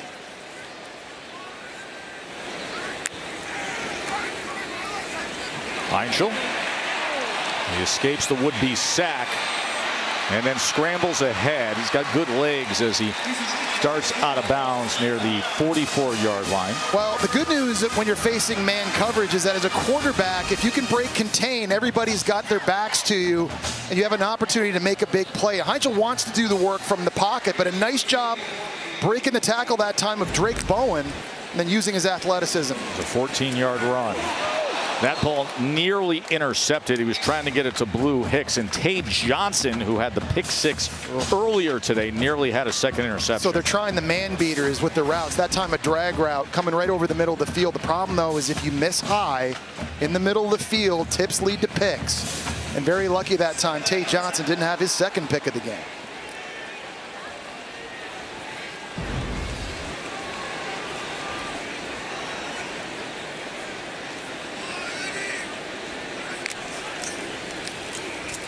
Will run Reed, and he is going to be tackled for a loss as he's driven back immediately by Ausberry. The thing that's unique is a flag comes down on the field. Personal foul, face mask, defense number 4, 15-yard penalty, automatic 1st down. Well, that's Ausberry, the guy that made the tackle and made the play. He just gets into the backfield right away and shoots this gap. No one picks him up, and trying to corral Desmond Reed. Looks like Desmond Reed actually grabbed his face mask at the beginning. I think that was one you could have called either way.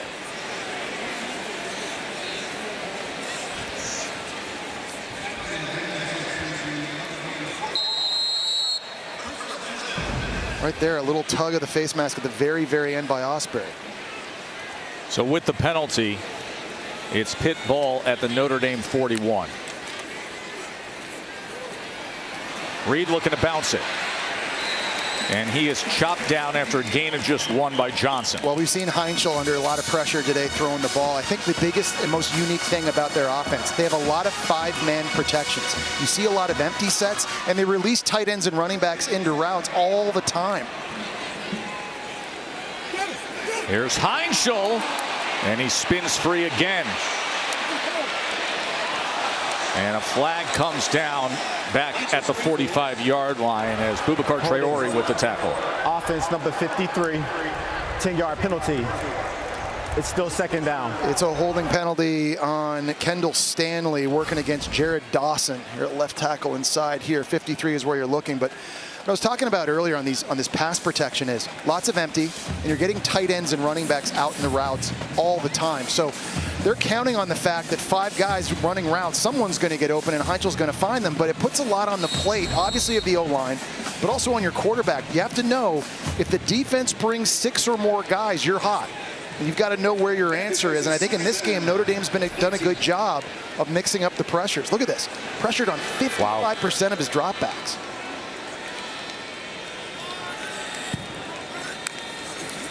Second and 19. As he goes underneath to Williams. I don't know, Joe, if there's another true freshman quarterback that has more on his plate than Heinzel does. This is a one-dimensional offense, and they throw it 62% of the time, and a lot of it is downfield, but they do not max protect for him. They don't keep tight ends and running backs in, so you're asking a lot of a guy who's only making his 6th start, and he's obviously done a tremendous job of that through the first 5 games, but it's been a much different deal here. It'll be interesting to see if they decide to help Chip with tight ends and running backs on this throw. It's 3rd and 17. They're averaging 3rd and just over 10, and they're 0 for 7 on 3rd downs today.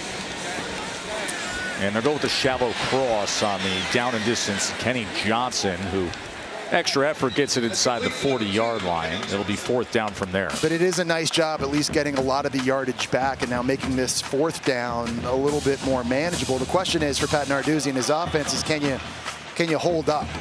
And down 28-3, I think you're kind of in that mode now that, hey, we're just staying on the field. We haven't had the ball in Notre Dame territory a lot. We got to go for it. 4th down and 6, trailing by 25. It's going to be that kind of a second half for Pitt.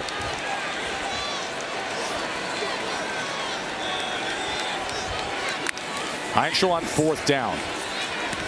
Gets the ball complete for a 1st down. Desmond Reed in space as Reed is dragged down near the 10-yard line. Well, they knew they were going to have man coverage this time, and it was Kenny Johnson running upfield as you see Desmond Reed, who's already missed 3 games because of an injury this year. That is not fun to see if you're Pitt. The clear out's coming here. He's going to run up underneath it and under the rub. This is a really good route.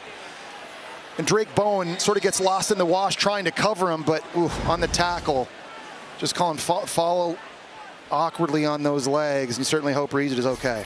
Writhing in pain, and we will take a timeout.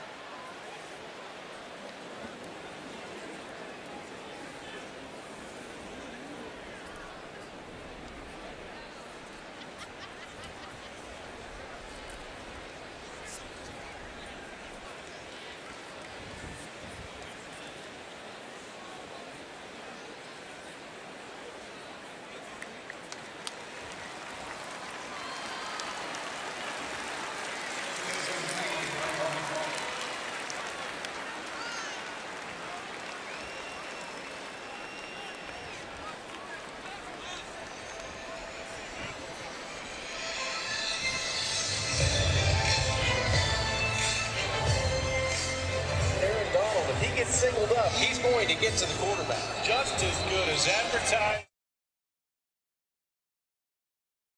Exception.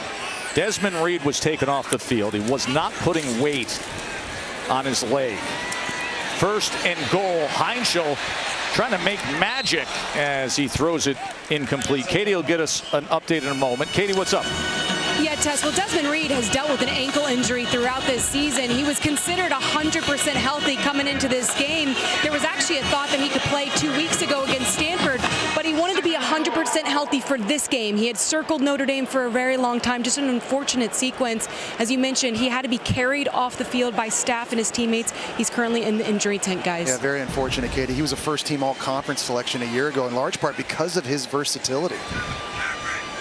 So Boosie Turner comes in. He has stepped up when Reed's been injured. Had 127 yards against Stanford. Number 25. As they go underneath to the tight end, Holmes, as they shuffle it ahead on 2nd and goal. So it'll be 3rd and goal from the 7-yard line. And you just sort of feel like Pitt has to score a touchdown here. They've got to find a way. It's probably going to have to come against man coverage. Someone's going to have to win. And we've seen Cade Bell, their offensive coordinator on this drive, throwing drag routes. He's throwing rub routes. Anything he can do to try to free guys to give Heinzel a place to go with the football. 3rd and goal. They bring the pressure. And it's off the hands and incomplete. Justin Holmes couldn't catch it. And that's one Holmes has to catch. There's another rub route. This time it's Hicks coming in motion, and he's just trying to get a pick on a linebacker here.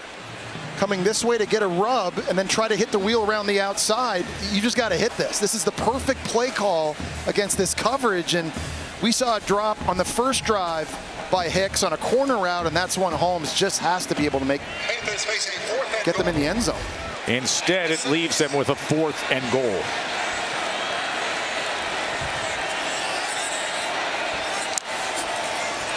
Heinzel pressured again. Back shoulder incomplete as Kenny Johnson.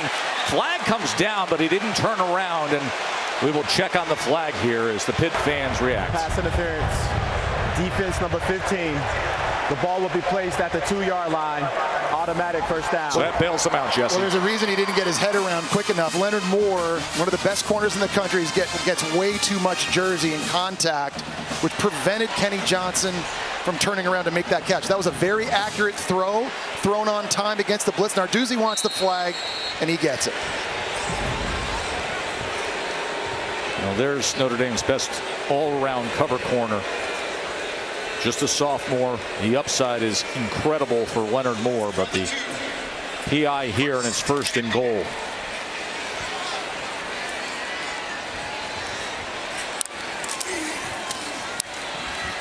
Turner trying to take it straight ahead. He is met near the line of scrimmage. Boosie Turner in for Desmond Reed. And one of the issues for Pitt, I think, down close is that they don't have very big running backs, which is tough down here, obviously, right? You're not going to have a lot of room. Desmond Reed, just 175 pounds. Turner, only 180 pounds. And he's a pretty good runner in between the tackles. But down here, you need power and you need muscle to push the pile. And I think that complicates things for Pitt in this situation. They've actually used the big body receiver to span at times in situations like this. 2nd and goal. They go with the jet motion tap pass to Johnson, but look at the pursuit down the line from Chris Ash's defense. That was everybody. That was Viliamu Asa chasing him. That was Drake Bowen chasing him, Tate Johnson, and finally Don Schuler knocking him out. Great job going sideline to sideline here. Now, if you're Chris Ash, are you just going to stick with what you've been doing all game? Press coverage, up in their grills, challenging these receivers to beat you, and then pressure the quarterback and see if he can get it out on time into a small window. Viliamu Asa may be the next great one at Notre Dame, and you saw his speed down the line there, forcing a 3rd and goal. Heinzel sprint right, being pressured to the end zone and out the back of the end zone beyond Blue Hicks. Well, it was a great job by Luke Talich that time, knowing a rub was coming, feeling it, and he was able to run underneath Poppy Williams right here. The blocks, the rub's coming that way. Watch him just get underneath it there. He slices it and takes the throw away. There's nowhere for Heinzel to go. They don't have a big receiver like Malachi Fields, Joe. They don't have a guy who's 6'4" that you can just line up and throw a fade route to. A lot of these receivers, they're good. They're smaller guys and they're quick, and they have to beat you with their speed and their separation. 4th and goal.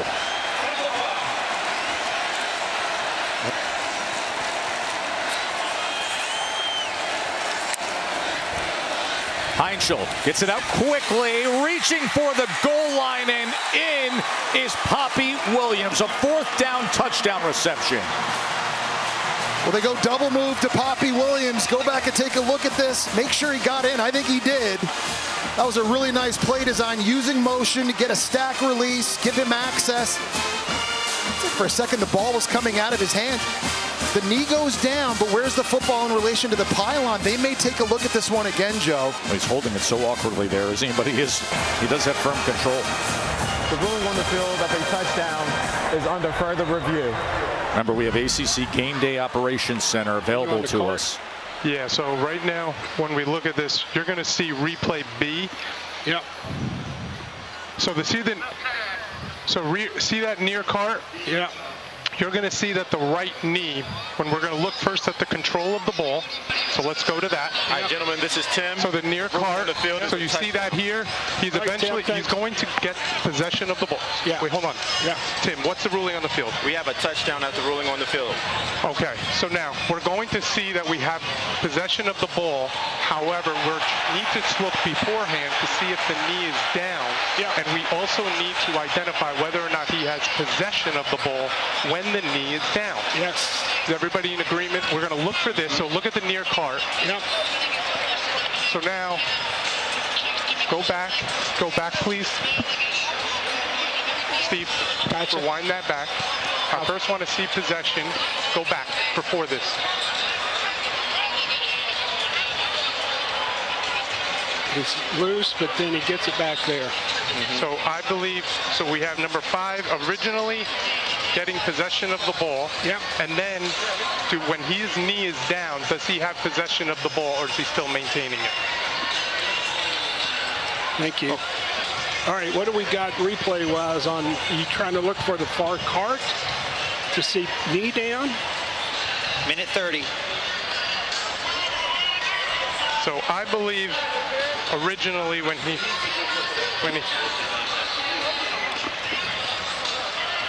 You think it's a double? Is the knee down right now there? I'm looking to see if that when he has possession. Right now we see the knee is down, but did he have possession before that? Yeah. Is the question. Yeah. Tim, are we looking at that as well? Yeah. And he's the ball carrier too, so he kind of loses it, but he gets it back. So I believe at that point he has possession here with replay A. Yep. They dumped it. And he has control, and we dumped agree. it. Right. So now we're looking to see at that point with that knee, is the knee down in advance of that? Yeah. So the cameras are synced. We got knee down here. Knee is down. So show where that knee is down. Well, right there, he doesn't have the ball. Right there. Now he has the ball. H is a good look. I believe that he is down at this point. He is down. So if you look at the knee and we go to that sync, he's going to be short of the line to gain. Of the goal line. Is everybody in agreement on that? Can you show that again, Mark? Yeah. Go back. Where you want to go, Near Mark? cart. Near cart. And show the knee. That knee is down. When we looked at the other look, we could clearly see his knee was down with that. So based off of this, we're going to overturn the ruling on the field. He has it there, yeah. And then we're going to give the ball to Notre Dame. It's going to be first down and 10. All right. We're going to be at the half-yard line, #1. We're going to be at the half-yard line, #1. Correct. Okay. All right, thank you. Thank you, Mark. So you heard it. It's going to be Notre Dame's ball. After further review, the ball carrier was down with the ball at the half-yard line. It's a turnover on downs. First down, Notre Dame. Excellent job by the ACC Game Day Operations Center. And that transparency to listen in. This overturned. Notre Dame ball, turnover on downs.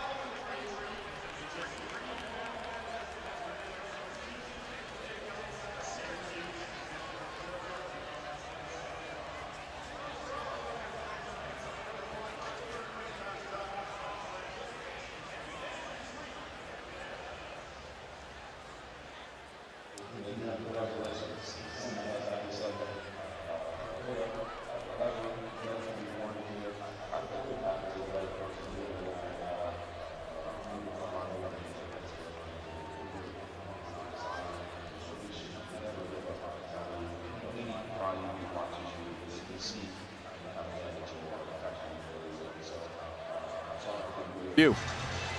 I disagree with the ruling, Joe. They talked about when he had control of the ball. Right there, he does not have the ball. The knee's down. He still doesn't have firm control, in my opinion. He doesn't gain firm control till now when he's got the ball pinched between his arm and his chest and the ball's on the goal line. I should think that should have been a touchdown. Instead, it is a turnover on downs, and Notre Dame begins about an inch outside the goal line.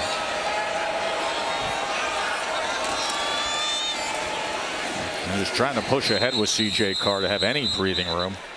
Going back again, and I kind of agree with what Matt's saying too. There's no way you have possession of the football when it's pinned between the top of your hand and your chest. But when he finally does have it, he's in the end zone. Doesn't have it there. He's finally laying on the ground. You see the knees aren't quite down yet. Then he's crossed the goal line. I think that was a touchdown for Pitt. Just keep in mind now, Jeremiah Love's got you right where he wants you, backed up down on his own goal line. He's got 2 career touchdown runs of over 90 yards. You got to be careful if you're Pitt. First Notre Dame player ever with 2 90-plus yard touchdown runs. And Jeremiah Love, I mean, how talented is this guy that he can just, you know what's coming, and there he is taking it out beyond the 10-yard line. Well, and they've got 9 guys in the box, and that's what all defenses do when you get in this area of the field. You're expecting runs, so you want to load it and crowd it, but when you've got a guy like number 4 who can make you miss, if he gets in the second level, nobody you have on defense is going to catch him. Well, you made a great point. You know, this day and age of the way running backs are utilized, here's a guy that can do it all, the versatility. He's your early downs. He can be your receiver out of the backfield. So versatile, so skilled. Katie. Well, Tess, Love said last season he was the type of player that wanted to make you miss all the time. That was his first thought. Make you miss or go around you. He said this year, he's forced himself to be okay with not making the spectacular play. He said he's more focused on his efficiency and getting the hard yards, the dirty 4-yard gains. He said he wants to prove he's a complete back that can run over you, around you, or just plain outrun you, and boy, can he do all 3. Yeah, and Katie, when you do those tough runs, I mean, your body takes a beating. He's got 27 straight starts. Carr, as he tucked it, and then he runs ahead before he's tackled by Whittington. And so we talked to the coaching staff, you know, what's he doing different this year? And they said, we think he's doing a better job just taking care of his body and understanding the process in the week leading up to game day to make sure he's as fresh as possible. As you see what Jeremiah Love has done on the left versus what Pitt has done from a total offense perspective in this game. He has 134 total yards. Pitt has 146 total yards. 3rd down and 6. Price in as the running back. C.J. Carr back to pass. Oh! We're going to get an instant pick 6. Add water. Rasheem Biles, boil it up.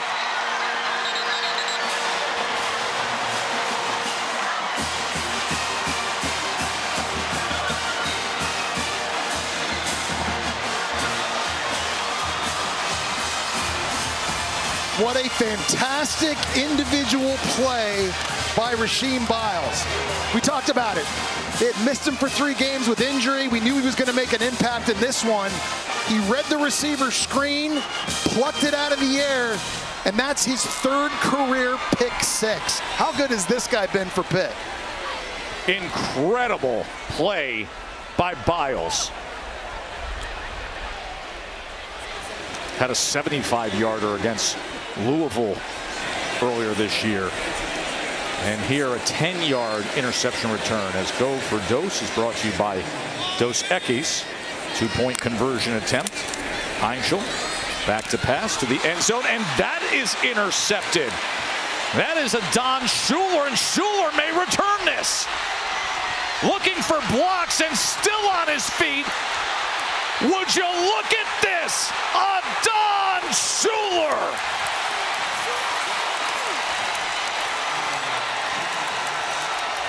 If that doesn't sum up the day for both of these teams. That is a wild sequence of events. On that interception, returned all the way. Heinzel's he's trying to go to Tony Kinsler in the end zone, working one-on-one with the Don Schuler, and that easily could have been called defensive holding. There was a lot of hand fighting with Schuler down here. He's number 8. Oh, you don't get to see the contact before the play, but he jumps in front of it, gets the pick, and a lot of guys would have just taken a knee and gone down. Here's Schuler up top. See, right there, I thought that was maybe defensive holding. But it wasn't called, and found his convoy, and he takes it all the way back. Dueling interceptions here, Notre Dame Pitt. One pick six for Pitt, and then on the very next play, they pick off the 2-point and take it all the way back.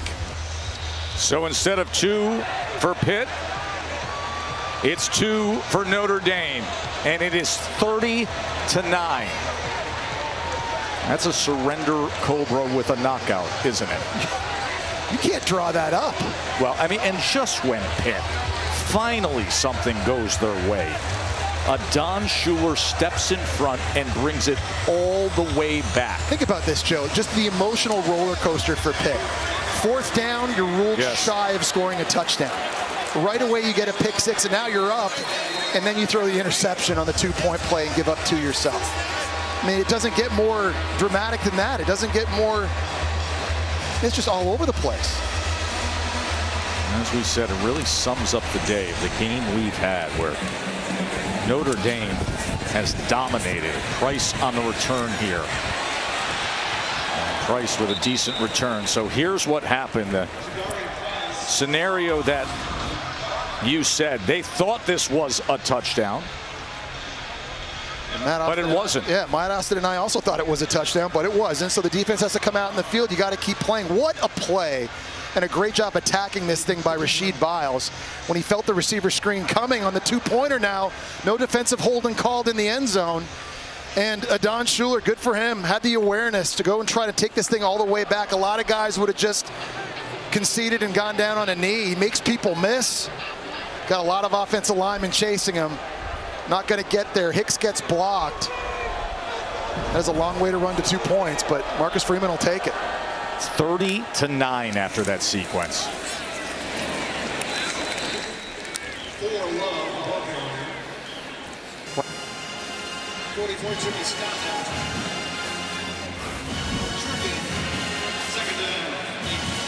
Looking again at this play by Schuler. A little bit of hand fighting there in the back end.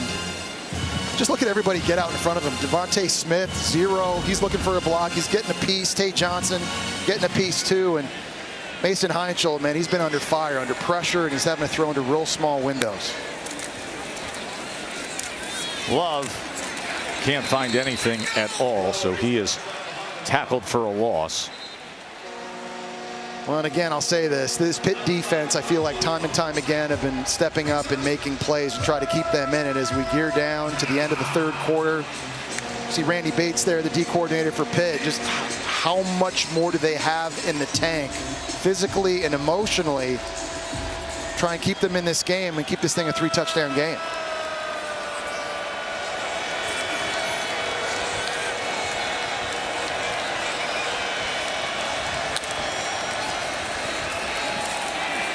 They're down in 10 as Carr gets it complete to the star of the day among the wide receivers, Malachi Fields. Final seconds of this 3rd quarter winding down. Final minutes of this 3rd quarter were absolutely wild. And the pick six by Biles, and then the defensive 2-point conversion by Notre Dame. And that is how Notre Dame arrives with a 30-9 lead over number 17 games. And by the way, it's a 40-11 average score in those home games. Jeremiah Love, extra yardage as he drags McIntyre ahead. It's incredible to see just how much more explosive Notre Dame's offense is this year. They've just got so many guys. It's Love and Price out of the backfield, Fields at receiver, Pauling Faison, even Eli Raridan. It just feel like they're a big play away, and Mike Denbrock's got a lot of tools in his toolbox and guys to get the football to. It's just a much more dynamic offense this season. It's been a lot of fun to watch. Love with 137 rushing yards today.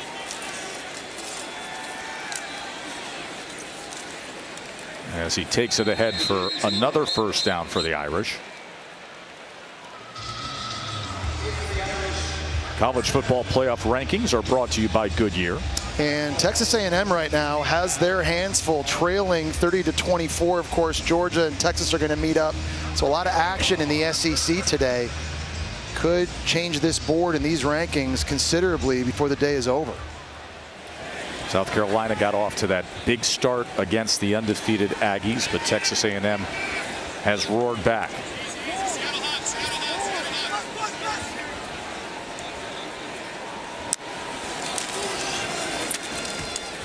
Love. As he was met originally that time by Francis Brew. Well, even that play there, I mean, that should just get stopped by Brew right there at the line of scrimmage, and somehow Love is able to duck under it and still make something out of nothing. They're more loaded at the skill positions, I think, this year on Notre Dame's offense than they have in years past.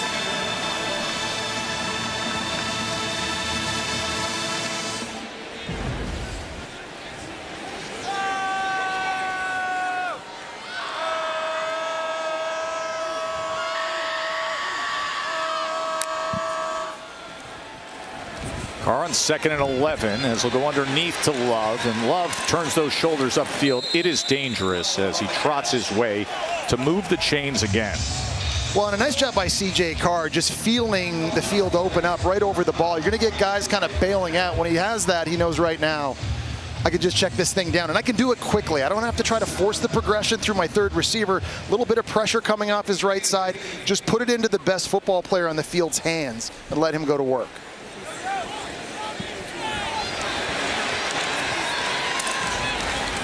$15 more yards to his big day.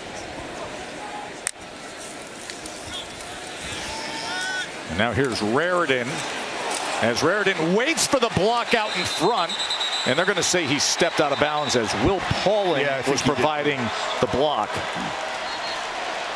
Well, we saw a play earlier in the game with Raridan tiptoeing down the sidelines, and I agree. I do think he's kind of stepped out here just on the boundary.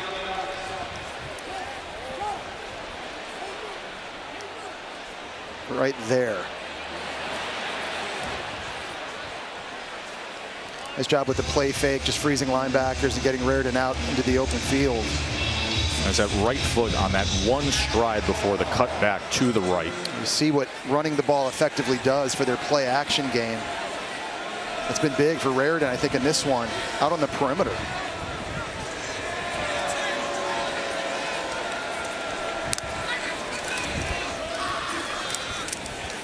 As Love muscles his way to the 10-yard line. I think one thing we've seen, we talked about this in this game, is C.J. Carr just throwing catchable balls. Yes. He makes it really easy. On the last two throws, one on the check down to Love, and that last one to Raridan, he just makes it easy on guys who aren't receivers to reel it in and puts it with great location, allows them to advance. There's some quarterbacks, every throw is the same speed. They don't have different pitches, but C.J. Carr's got some nice off-speed stuff, and he's showing it to you on this drive. And he is absolutely beyond his years when it comes to his management and his sense out on the field. And there's an example as he goes to Fields, but he's run out of bounds, incomplete. But put it where only at least Fields was going to have a shot at it. Yeah, and Fields is working against Rashad Battle that time outside, and he's got those long arms. Just put anything near him with that catch radius. He's trying to lead him down the field. He's not able to get a foot down after making that catch. That's just not an easy deal if you're Rashad Battle, but a good time battling that time for him in a tough one-on-one matchup. It's 3rd down and 8 in a day that's been dominated by Notre Dame.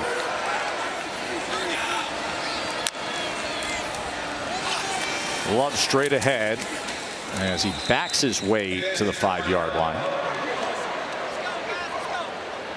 You know, we were mentioning the total yardage day by Jeremiah Love and the struggles that Pitt had offensively. And now on this drive, you see Jeremiah Love actually has more total yards than Pitt's entire offense. Yeah, Pitt's offense has struggled. Notre Dame's kicking situation is also struggling. I think that's why Marcus Freeman has his offense on the field here at 4th and 3. Remember, they got stuffed on the goal line earlier in this one. Could actually make an argument there could be a confidence boost by allowing the field goal operation to go out there in a game like this and perform and execute. But instead, 4th and 3, they stay on the field.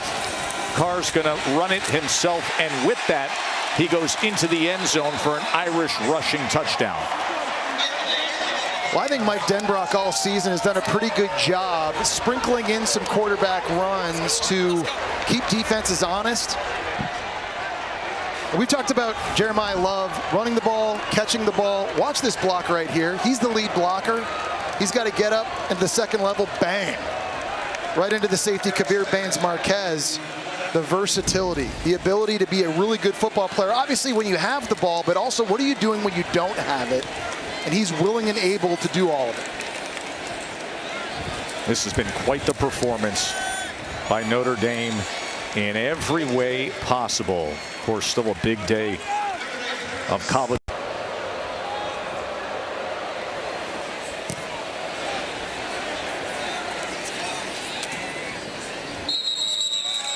Let's go to Kevin with an update on A&M.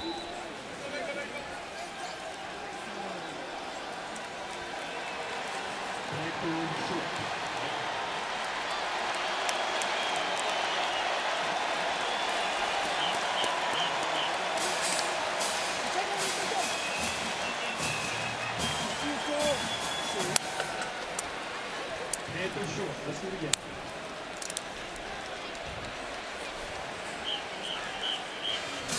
They come all the way back and take the lead. These are the games here in November where you really define what your season is. As Goff takes it ahead. You know, Pitt this season, we brought this up earlier, this has been a good offense, especially under Heinzel.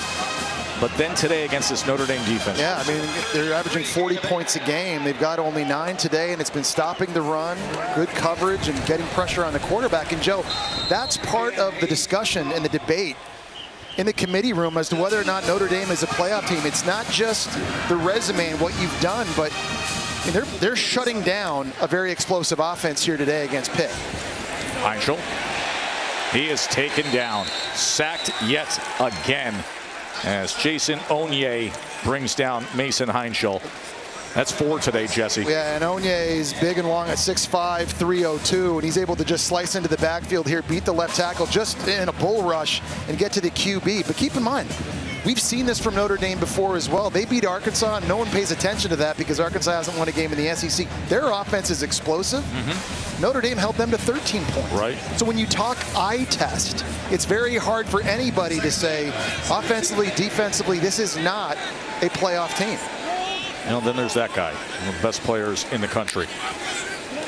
2nd and 17 after the sack as Heinzel scrambling just to keep things alive, and with that decision he slides down near the 43-yard line. Well, Notre Dame's doing a really nice job of simulating pressures. They're showing a 6-man rush and then dropping Bryce Young, the defensive end, out into coverage, and it's confusing them. So this offensive line, they're one guy short. We talk about all the times that they release people. Technically, Pitt should be able to pick that up because it's only a 5-man rush, but Chris Ash staying one step ahead. Zone pressures really confusing this O-line up front.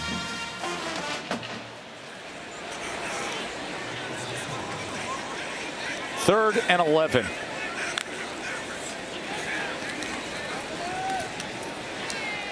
And it's going to be short of the line to gain as he connects with Poppy Williams. It's crazy. I mean, Notre Dame's just making them earn every single yard, even on the completions at small windows. I got to say, that guy there, Devontae Smith, he's made a big impact. It's going to be key for them down the stretch and maybe through the playoff.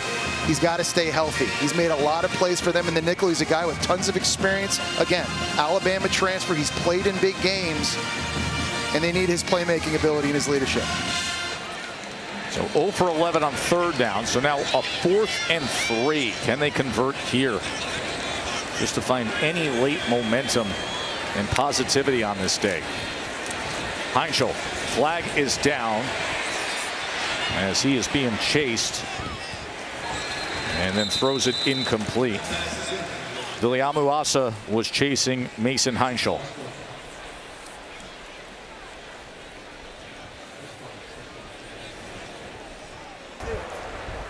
Illegal formation. That penalty is declined on the offense. It's the result of the play. Notre Dame takes over here. Under 7 minutes to play. That ball was batted at the line of scrimmage. Well, the conversation about how you size up Notre Dame. Position right now to be the non-power 4 team to get into the playoff. I think when it's all said and done, the resume could look a whole lot better for Notre Dame. Here's Carr keeping it himself. Katie? Yeah, well, Tess, after Notre Dame opened the season with 2 losses, players said they were frustrated, they were upset, but not with one another. Drake Bowen said it could have been easy for people to turn on one another, to shut down, but that never happened. He said the group stayed together, we just ticked off wins and we got better. And now players say they're playing their best football at the right time. They're peaking at the right time. Bowen said he's really proud of the way this team not only handled the adversity, but got better from it. Yeah, Bowen's a big part of that. Stepped up as a real great communicator as the season went along. Price on the carry here. I mean, of course, Bowen is the guy who was in coverage against Nate Borkacher for Texas A&M with 13 seconds to go. That feels like it's years ago at this point. There's a lot of conversations, Joe, that have to happen in that committee room. And we didn't even talk about the USC win. If USC beats Oregon next week, beat Iowa today, they're going to go to the playoffs. So there are a lot of quality wins. This strength of schedule, this is going to change, I think, dramatically for Notre Dame. To me, they passed the eye test.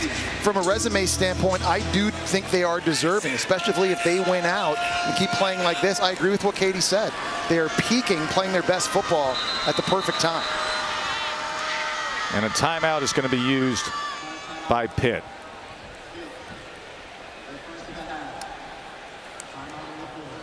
We'll take a short break with them. Come back to Pittsburgh. Size up Notre Dame a little more for the postseason.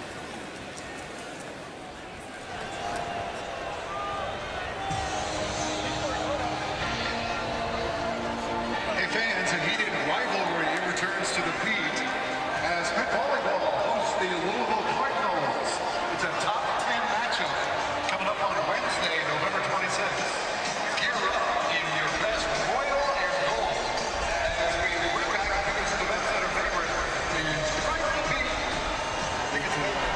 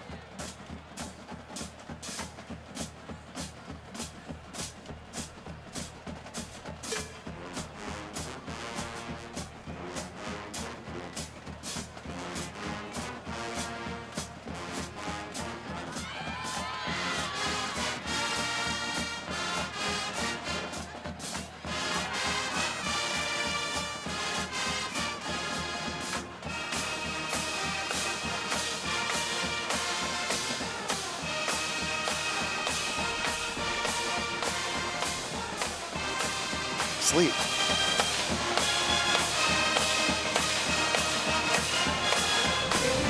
Don't fall asleep on us. Well, you won't fall asleep if you're watching ABC because we've got the SEC on ABC. Number 11 Oklahoma against number 4 Alabama. Then Saturday Night Football presented by Capital One. Number 10 Texas taking on 5th ranked Georgia. She's looking at you, Jesse. I don't think she's looking at anybody. I think those eyes are closed. Here's 4th and 3, and it is complete for a first down to Micah Gilbert, a freshman from Charlotte. Nice pitch and catch, getting it out of C.J. Carr's hands quickly. Getting to stay on this field. We were talking about the receivers and all the plays they've been making in this play. Micah Gilbert, a freshman, also big target. Doing a nice job there winning a one-on-one. So first down for Notre Dame as they're 3 of 4 on 4th down today.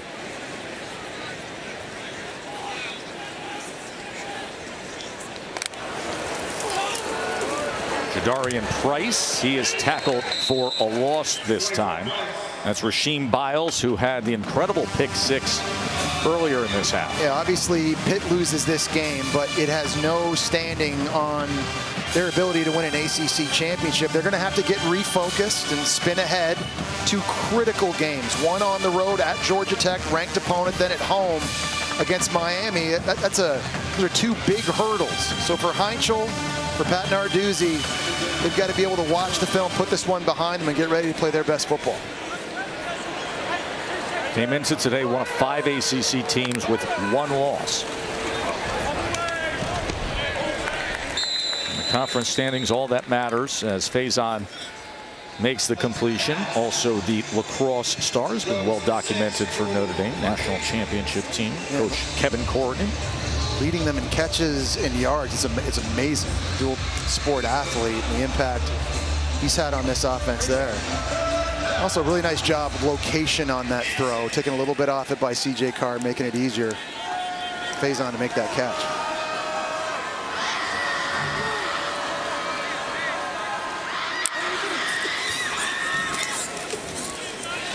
Price on the carry on 3rd and 6. Well, we mentioned Jordan Faison moments ago as he had the catch, but this is amazing, the level of ability he has in both sports.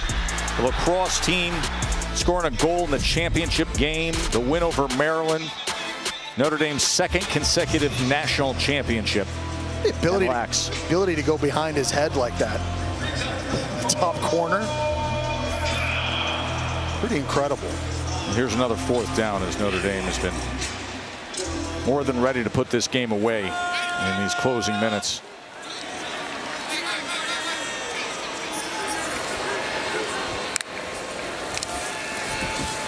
Carr on 4th and 5 as Malachi Fields. Let's see where they mark him here.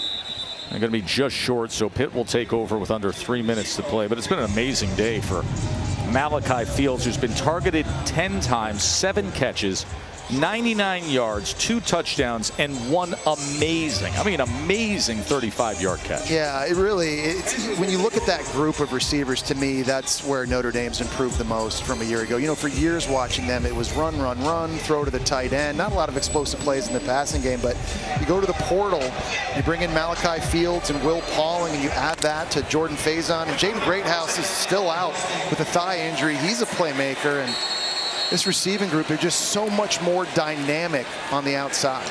Eli Holstein comes in to close out this game as Goff is the running back for the Panthers, and he will take it ahead with a good run for Pitt. Holstein was the starter. Carted off a year ago with a leg injury against Louisville. Missed the rest of that season. Came back this year, 11 touchdowns and 6 interceptions. Of course, Heinzel took over. Up until today, he was 5-0 as the starter, and now Holstein will get the cleanup time here. Got a Pitt player down on the ground. That's Coretta, the starting left guard. And, well, they're already down there starting left guard Keith Gouveia, who's out for the year with an injury against Louisville. Coretta was his backup, and these injuries now starting to pile up for Pitt, too. They're already down there starting left tackle. Jeff Percy, who was injured. Kendall Stanley's taking that spot over. And we just talked about the schedule, Joe, and what they have coming up here. Their next game at Georgia Tech. They need all hands on deck. Coretta's okay. You know, it's these moments in a game like this, and you mentioned it. I mean, Pat Narduzzi mentioned it. Notre Dame can go out and beat us by 100 today, but what matters most are the next 2 weeks. And in this conference each and every week, it's going to be a lot of fun to watch, see how it plays out. Being helped off. Coretta's being helped off. He was one of the big surprises of the season, stepping up when the starter was out injured. A reminder that Oklahoma and Alabama are coming up right here at ABC, a matter of minutes, and that means Ty Simpson, Heisman frontrunner, is back in action. Yeah, you, Katie, and I have seen him 4 times in person this year. So impressed with his ball location. Here finding Ryan Williams, freezing the safety in the middle of the field, putting it where only his guy can make the catch. Against Missouri down in the red zone, big 3rd and 13. The window here is going to be really small. You got to freeze the safety again. Isaiah Horton on the post route. Only one place this ball can go. Perfect location right out in front, and he's going to need that against statistically the best defense in the SEC today. Holstein takes it ahead for just a yard. Tui Alamaka with the tackle. Coming up on the 2-minute timeout. Those Irish eyes have been smiling all day as Notre Dame is headed to win number 8 on the season.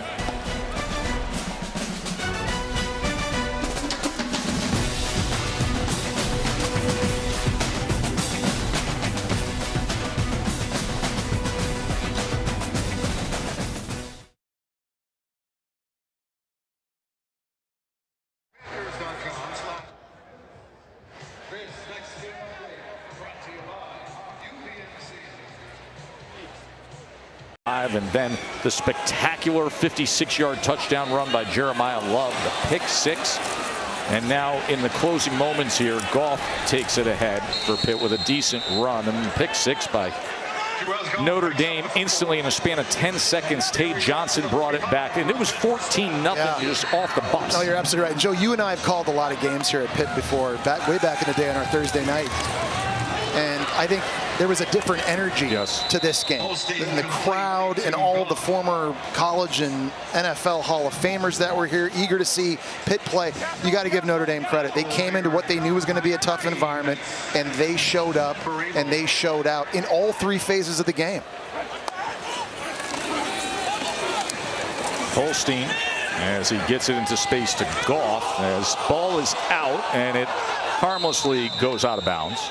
The ball goes out of bounds, and because it went out of bounds, it's going to get spotted where it actually did go out of bounds. It's not where it actually happened. So it'll be 3rd down from there here in the final minute coming up. There's Mason Heinschel. He's going to have a good career ahead of him. Today's one of those days that you just have to go through as a young quarterback, Jesse. At 18 years old, his 6th start. Yeah, he's had so much success early in his career, too, starting 5-0, but it's not going to come easy, especially when you play in games of this caliber. First time Pitt's ever hosted a top 25 matchup in the college football playoff rankings, and I think he learned a lot of hard lessons today, but no question, Joe, he's a big bright spot for this offense moving forward. Boosie Turner with the carry.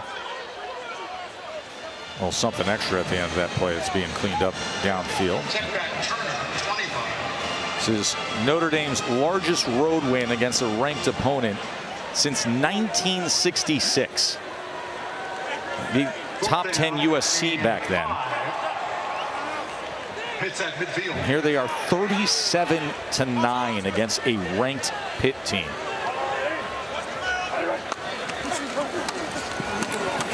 Fourth down. That could be a live ball right there, and they're saying no, incomplete. Personal foul, roughing the passer, defense number 14, 15-yard penalty. Automatic first down. So it's an automatic first down as Dallas Golden was who they flagged. When Dallas Golden's got his hands up, he's wondering what he did wrong. He comes in clean. He kind of just like buckles down for a second. Now you're not allowed to hit a quarterback in a passing posture below the knees, but it was right at the knees. Really hard for Golden, obviously, to slow down his momentum there, but they throw the flag. So the penalty advances it to the Notre Dame 35. It's all still ahead for Pitt, even with this kind of a day. Georgia Tech and Miami, the ACC is still up for grabs as Holstein's going to air it out to the end zone. And it's incomplete. As Tolich was a defensive back trying to make a play on that ball. He's made a lot of plays today. He's made more and more plays as this season has gone on. I've just been so impressed with the depth Notre Dame has defensively. They've got so many guys on this defense, Joe. playmakers who are sophomores and freshmen, and it's amazing to see how well they're playing now. But you spin this thing ahead and you look at their roster, what they could be a year from now, it could be scary. Chris Ash has a chance, I think, to coach the best defense in college football in a year. They're able to stay healthy and bring all these guys back.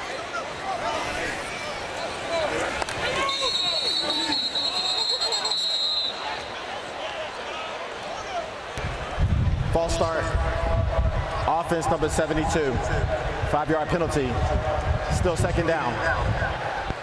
And for Pitt, the struggles against top 10 ranked teams. You get these opportunity games, but if now with this loss, they've lost 7 straight against top 10 opponents. Back in 2017, Miami got up to number 2 in the country, and Pitt was able to come with that upset win. But here Notre Dame was much the best.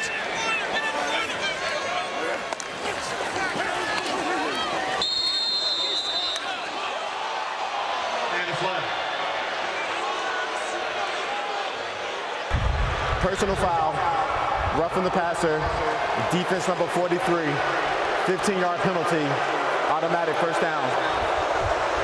Another roughing the passer. Yeah, and another questionable roughing the passer, I think, too. I mean, Marcus Freeman's asking, what are we doing? I mean,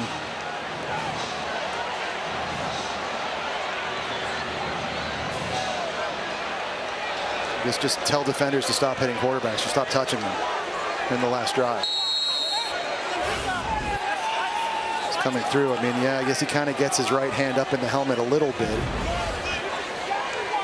We mentioned that margin of victory, the point margin that Notre Dame has had during this win streak, as Holston is going to take another shot here in the closing moments of this game. But it's going to be an 8-game win streak now. And you add on this big margin of victory, and it's plus 201 point margin during that 8-game win streak. So it's not just, and you brought this up in terms of the eye test, it's not just that they're grabbing the wins, it's how they're looking and getting these wins. And blowing people out and dominating them, and that's something I know the committee will look at too. But you also can't overstate just peaking at the right time, playing with confidence, being hot when you get into the playoff. Whether you get a first-round bye or not, I think it's something that we kind of saw with Notre Dame a year ago as well, making that magic run through Indiana, Georgia, and Penn State into the national championship game. You just want to be playing your best football in the month of November, and for Marcus Freeman, they absolutely are. Another year where Notre Dame gets hot late after a rocky start, and that's a sign of a good team, a good coach. Is how do you improve? How do you pivot? How do you adapt? And that has been the case with Notre Dame after the 0-2 start.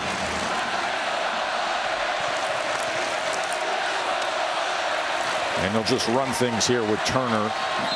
Take care of this clock.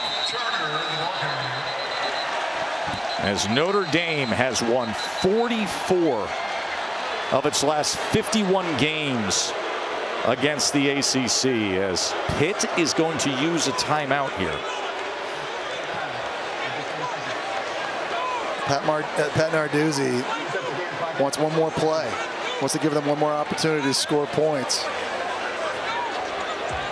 He's going to stay aggressive, try to go out with a bang.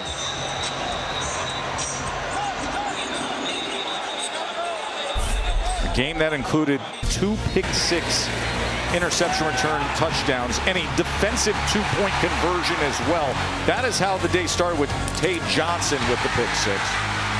And then Biles, Jesse, and then just when Pitt finally got a little bit of momentum, Adon Schuler took it all the way. It was an unbelievable sequence where Pitt gets called short of the end zone on 4th down.